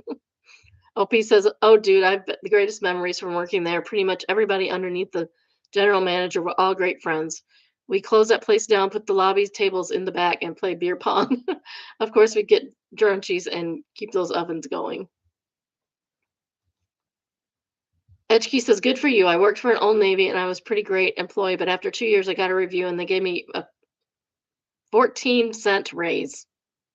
My boss joked, 'Now you can get those extra pizza toppings.' It was pathetic. After that, I started stealing hella. Burt's Bees and Snacks from the back when I was on break. Yeah, you need to pay your employees, but they're gonna make up that money somehow, apparently. DLB says, I once got a nickel raises for years of hard work at McDonald's in high school. I laughed so hard at the manager as she told me with a straight face that I was such a good worker, etc. I was 17 and usually high, but I was definitely above average fast food worker. Hope he says somewhat different situation, but I remember actually doing something very similar in my previous role. I climbed my way up to leadership position at my store and got a 10% raise, and then everybody in my previous position got a blanket 10.8% raise afterwards. I threw a wanging fit about it for months. Finally, my manager called me into the office and told me that HR had approved a 2% market adjustment for my position. This dude thought I was going to be happy with that, and I was just like, that's all I get after everybody else got nearly 11%. Why am I doing all these extra things for the same wage as everybody else? Yeah.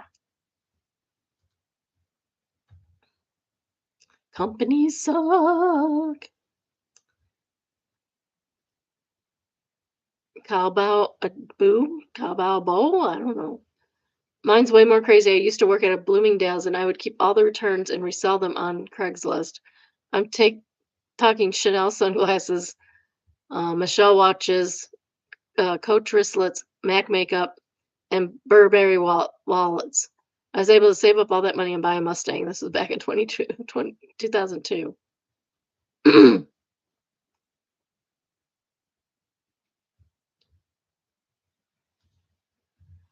Next is Best of Predator updates, and it is entitled Perfectly Acceptable Dinner Rejected by Boyfriend Again. Original post January 1st, 2026, and this was in mildly infuriating. My boyfriend is a very picky eater. We have been living together for a few months and it seems like I can never get his food right. It's honestly discouraging. I have kids and they happily eat my food. I cook for family gatherings and church events. I've never had a problem with people eating my food. It's like every day there are new rules and he can't eat chicken for dinner because he had chicken for lunch. I mean, it's not going to kill you. My dad, my mom would make like baked potatoes for dinner. I remember this one incident. My stepmom made baked potatoes for dinner. And we get home and, we always had dinner together. So we're sitting around the table and dad starts smashing his baked potato. She's like, why are you doing that? He says, I had baked potatoes for lunch. So I'm making smashed potatoes for myself. It was fine. She probably got mad about it because she'd get mad at everything, but it was fine. It was fine. He really isn't in the mood for pork chops. It's just missing something. He needs to cook himself at this point. Like, you eat what I put in front of you, or you don't eat, or you can go make a peanut butter sandwich for yourself. I don't care. My husband has never made his own meal after I put food in front of him. Once in a while, I'll say, this is really good. Otherwise, he pretty much doesn't comment. Or if I ask, he'll say it's okay. I don't think he's ever said, don't ever make this again, which he's free to say. It's like, okay, I won't. Try to remember that. I won't remember that. I would probably make it again. He doesn't eat onions, tomatoes, fish, any kind of Asian food. He doesn't eat most vegetables with the exception of broccoli. He only eats vanilla ice cream. He doesn't like food heated in the microwave, so leftovers are out. He doesn't like corn. It's just endless. I'm old school and trying to be a good partner. He can't really cook it all. His favorite meal is hamburger helper. Ugh.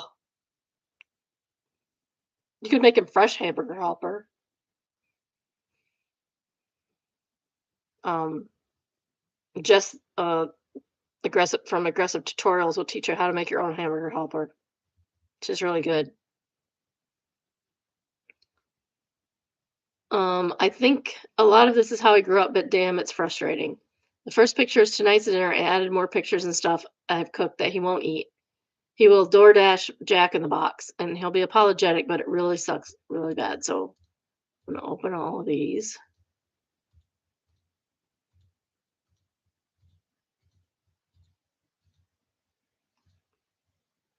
Oh, that looks good.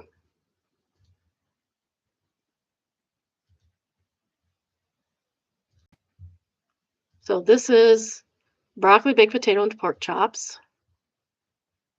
Um, also looks really good. It is chicken, broccoli, mashed potatoes, and gravy. It looks good.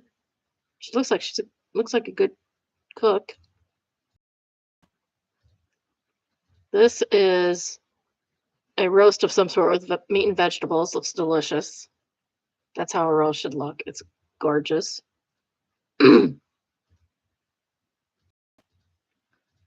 This is a plated soft shell taco. Looks delicious. These look gourmet. He's complaining about gourmet meals. This is broccoli, potatoes, carrots, and beef, which it looks like it might have been that same roast, possibly. This looks really good. This is a pie. It just says pie. It doesn't say what kind, but that's homemade pie. Homemade pie. Editor's note: all of these, which is the editor is the OP of Best of Editor Updates. All of these look delicious. If I weren't celiac, I would totally eat every bit of each dish. Exactly. Edited to add. I've been trying to keep up with the comments, but it's overwhelming, very sweet and awesome way. A few notes. One, I know paper plates are very lazy on my part. I'm not proud of that and I need to do better. Between the kids, the job, the house, and school, I'm going to school remotely. I've been cutting corners on things like dishes and not an excuse, just a reason and a commitment to do better. No, you're going to school, you have kids, you have a job and kids and going to school. The paper plates are fine. Don't let people make you feel guilty. You got a lot on your plate. It can be a paper plate. Maybe buy the more expensive paper plates. I don't know, but don't feel guilty for that. Plus, he's not doing anything at home, is he? I bet if he's not cooking, he ain't cleaning. Is he even doing the yard work? Two, my boyfriend does not expect me to cook for him. I cook him dinner every night and lunch on the weekends. He doesn't eat breakfast and will not take lunch to work. He buys fast food for lunch during the week. That's what my husband does. I do cook for him and he eats it.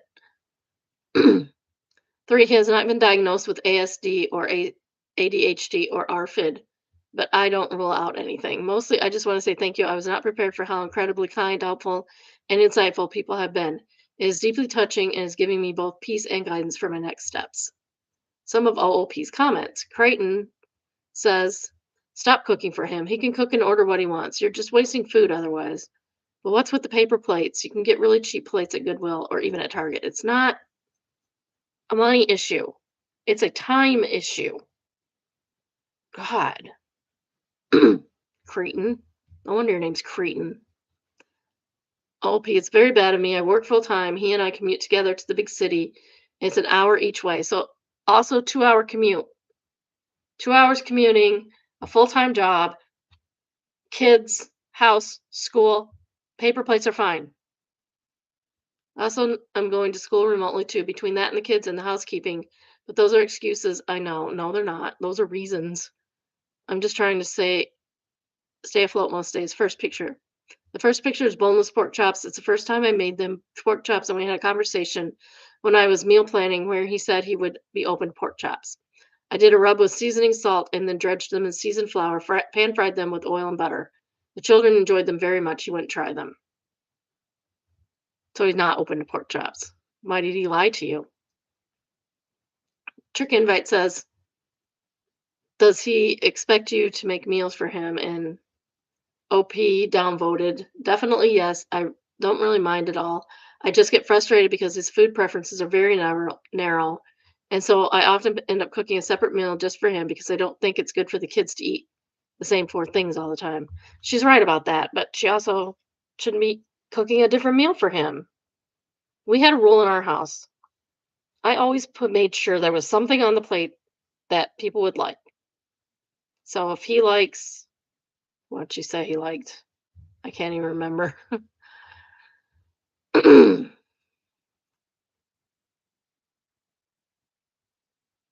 He likes hamburger helper, so you make hamburger helper.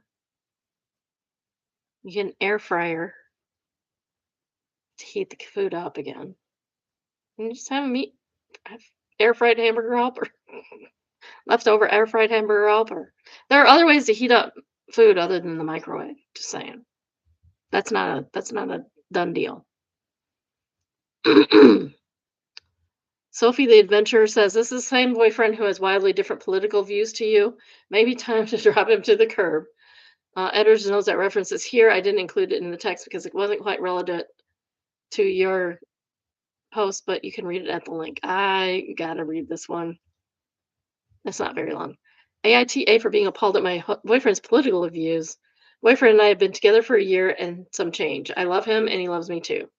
I knew he was conservative, but I am conservative on some issues, so I didn't think that much of it. A few months ago, he revealed that he is a Trump supporter. I thought that was nuts, but I thought maybe he just wasn't well informed. When I asked basic questions about it, he was very defensive, typical Trump supporter. So we agreed that we should just not discuss politics as a rule. Bad move. Bad move. Well, I will admit that there have been a few outspoken on social I've been very outspoken on social media about the atrocities that are going on with ICE right now. It's something I feel, and this was 9 months ago, so things have like escalated since then. Yesterday, he asked me if I would please stop posting stuff about it because his family has added me on social media, and apparently he is embarrassed. Sorry, you should be embarrassed about who you're supporting. I told him that I'm embarrassed that he's okay with what is happening in the country right now. I'm a widow. My kids are half Mexican. They speak both languages, so it freaks me out all the more. Oh my. Yeah, get this guy away from these kids. I got really upset and tried and cried and told him I was scared for my kids, scared for everyone who is not white in this country right now. He tried to comfort me saying it won't happen here in Texas. It is. I'm like, it already is happening here, to which he basically claimed fake news. But gently, so like, oh, honey, that's just the media trying to stir people up. The media is not trying to stir people up. They're reporting facts. If it stirs people up, then something needs to change. He reminded me that we said we were not going to talk politics as a couple. I agreed and apologized for getting upset. I walked away from it in kind of a daze. But I've been thinking about it all day, and I don't think that I did anything wrong. It's my social media, right? It's not like I tag him or anything I post about. I have this sick feeling like this is going to be a deal breaker for me. He proposed on our anniversary, and I said yes. We were making plans to live together. I'm still very upset. I just feel like you can see the awful things happening and not recognize that they are bad, but feel moved to compassion and action that you can easily claim to be a good person. Oh, and don't forget, Saturday is another No King's Day. So I don't know if we'll go because my husband's still not feeling well, but um, if you're feeling up to it and the weather's halfway decent, find one near you. There's a few near me. I wish there was one in town, but there's not. I have to go all the way to Flint or Ann Arbor. um, OP, yes, we had a lot of very heated conversations about it. I told him it was a deal breaker for me if he wasn't willing to talk about it with me, and that might be a real deal breaker even if he did. He grew up in a small town in Texas. He was handed a lot of his beliefs, and I pushed him to question them. We've come a long way in those conversations, genuinely changed his mind about some things. We talk about politics often now, it's not taboo anymore. Well, I guess that's good. To another commenter, he had a lot of bad information. He was very defensive about the whole thing at first. I told him that I couldn't be with someone that isn't kind, compassionate, and just. He was hurt that I thought that about him. I pointed out specific things about this administration has done. We looked at evidence together, did some deep dives on immigration, etc. If everyone you know is a Trump supporter, if your whole family is Fox News viewers, then there are a lot of facts you take for granted that aren't facts. Repost from 4 chairs. Any kind of Asian food, having traveled to 7 countries in Asia, I have no idea what that means. They eat everything. OOP, fair about the Asian food. He won't eat sushi, won't eat dumplings, won't eat stir fry, won't eat fried rice or rice noodles, won't eat tofu, or I'd probably just be fast to list what he does eat. Ground beef, potatoes, chicken without any bones.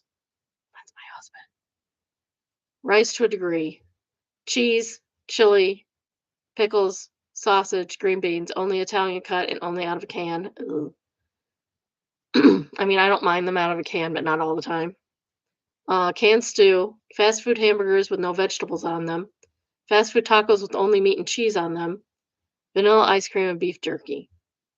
Arctic Poisoned, one of the top comments says, I'll be your boyfriend. I'm 29-year-old woman. OOP says, this is my favorite comment thread. Thank you.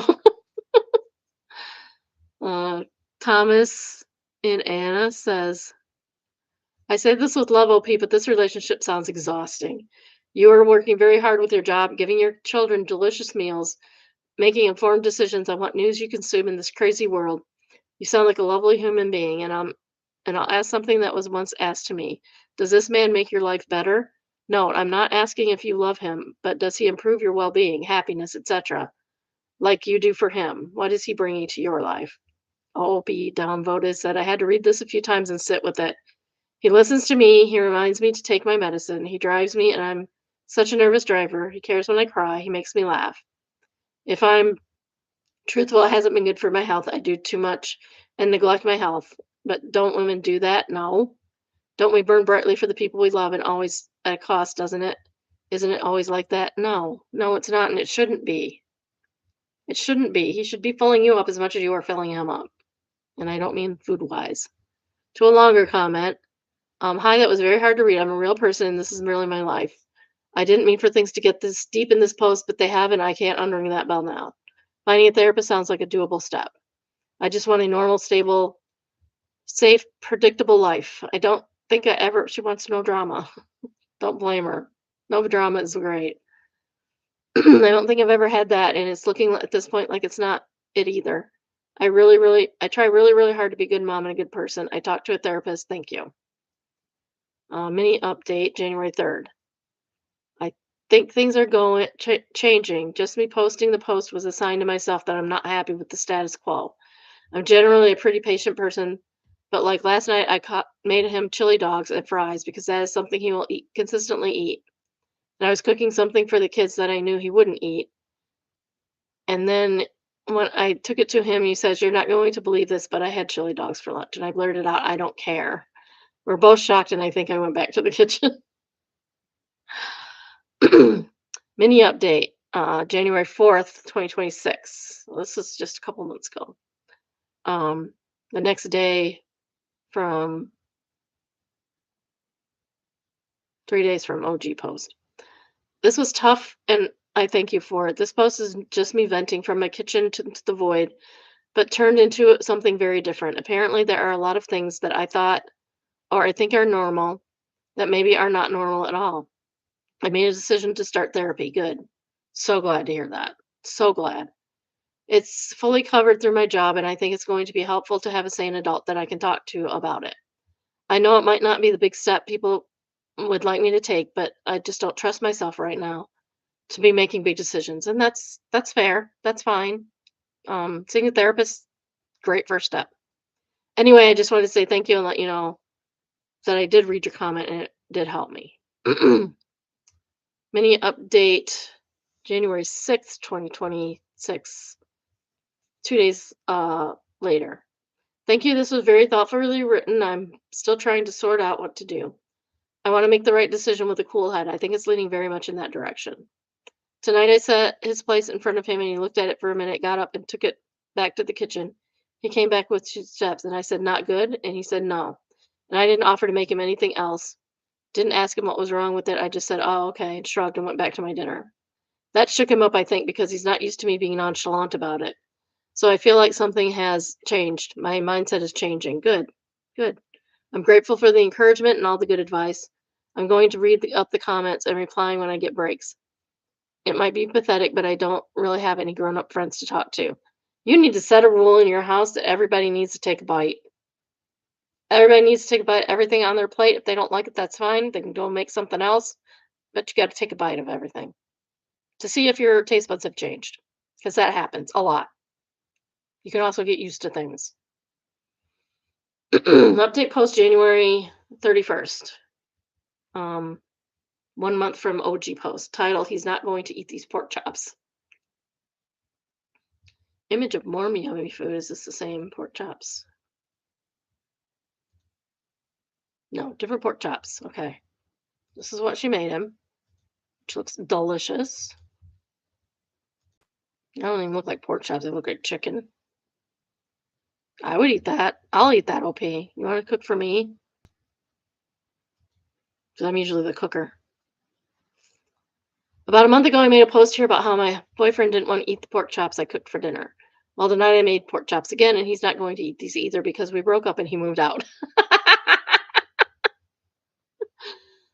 I'm so much better off, and I just wanted to thank you for all the kind words and advice. It was very eye-opening to me. I wish that I could invite you all to dinner. I wish I could come to dinner. And then she posted the picture and she says, couple of notes. The yellow stuff is mashed potatoes with cheese on top. Oh, I thought it was mac and cheese. And it still looked good, and I don't eat mac and cheese. Two, I swear the butter on the broccoli melted right after that picture. Edited to add part two. Some people have asked for recipes. I'm not fancy cook. It isn't anything very special, but original. Here goes. For the pork chops, take them out of the fridge 30 minutes before I cook them so they are room temperature. I soften them when I take them out too. Then I mix some flour with seasonings. This time I use salt, pepper, onion powder, garlic powder, and chili powder. I dredge the pork chops in the seasoned flour before frying them in a little oil over medium-high heat. I do 2 or 3 minutes aside to get a nice color on them, and then I drop the heat to low, put a lid on it until my meat thermometer says they are 145 Fahrenheit inside. I remove them from the heat and let them rest for 3 to 5 minutes covered. For the smashed potatoes, I boil the potatoes in salted water until they're fully cooked. Then I oil a sheet pan, smash them with a potato masher. You're not trying to make puree. It's not mashed potatoes. You're just smashing them once or twice. You can always smash them with a cup or something or glass. I drizzle them with olive oil, add whatever seasonings I want, and bake them in a very hot oven, 425 to 450 until they are crispy, like 10 or 15 minutes. But watch them. The kids wanted cheese on top, so I put cheese on top for 2 or 3 minutes before I took them out of the oven. Fun Button says, the top comment, were you the one where he would order Jack in the Box and then eat it lukewarm instead of eating your home cooking? Editor's note, Jack in the Box is a fast food restaurant mostly on the West Coast of America. OP, yes, he would DoorDash Jack in the Box. Somebody with a too long of a name says, not gonna lie, you had me in the first half. OP, imagine I was coming back to that post. I was still feeding that man. I would have gotten run out of town.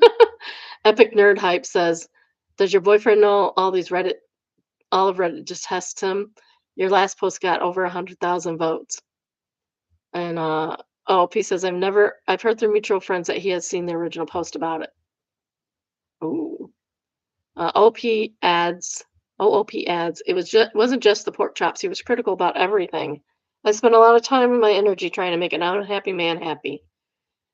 He almost never had anything good to say about anything I did. He criticized Christmas presents I gave him and dictated how I dressed, how I spent my time.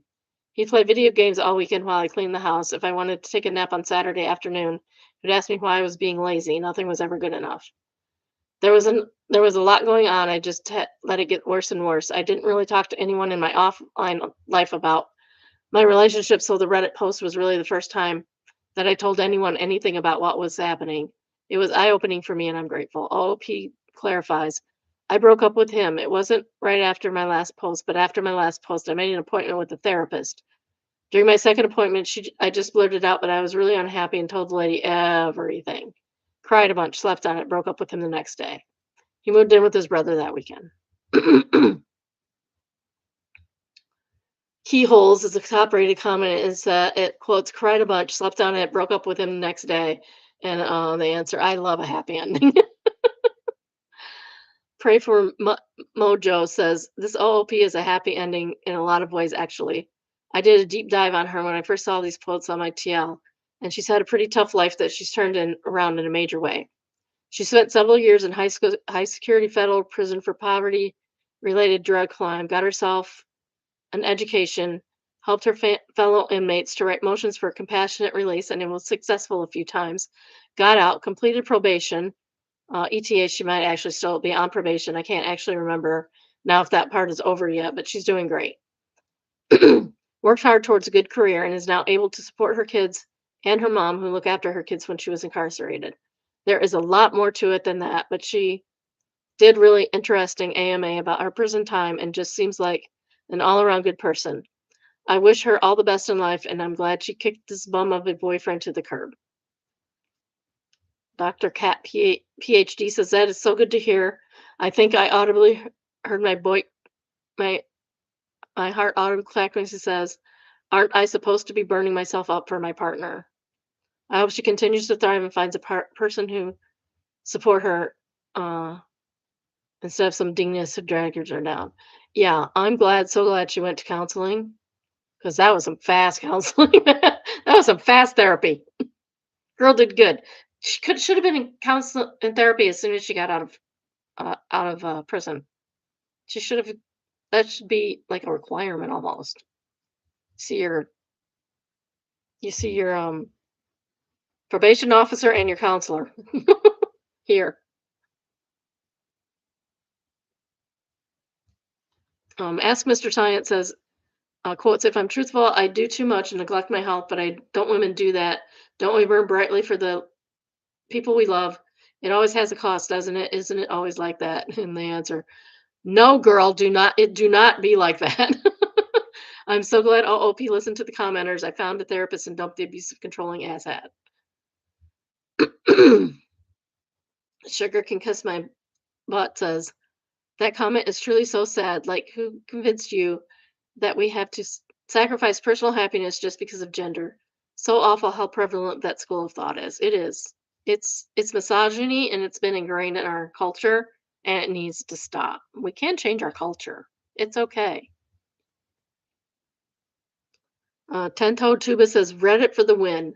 Sometimes I think people just need to journal and are so surprised with the journal talks back. Not that Redditors are the source of all wisdom, if they did provide her with perspective. And now I'm hungry. Same. Yawning Dodo said, I've seen it said, and I'll say it again. People in happy relationships don't post on Reddit asking if their relationship is good. A lot of times I think people telling them to break up are just saying what they already subconsciously want to hear. That's true. Last we have a couple who invited Bad Bunny to their wedding were in turn invited by him to get married during the Super Bowl halftime game. And we just have a poster. Maybe now I know what Bad Bunny looks like. Bad Bunny comes back. The Bad Bunny's like a bad coin. He comes back. That's so sweet. I love it. Bad Bunny's a good bunny.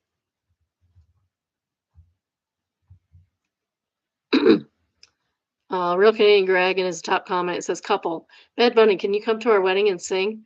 Bad Bunny, no. How about you come to me singing and have your wedding? Couple, what?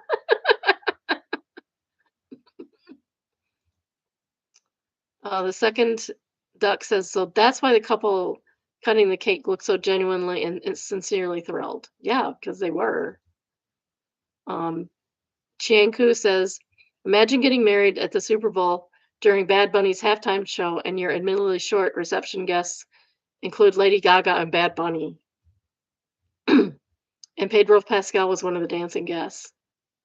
Oh, that's so cool. I have not watched that yet. I really should. It's still available. Does anybody know? All right, well, that's all I got. I hope everybody has a good day. I will be here tomorrow, for sure tomorrow, because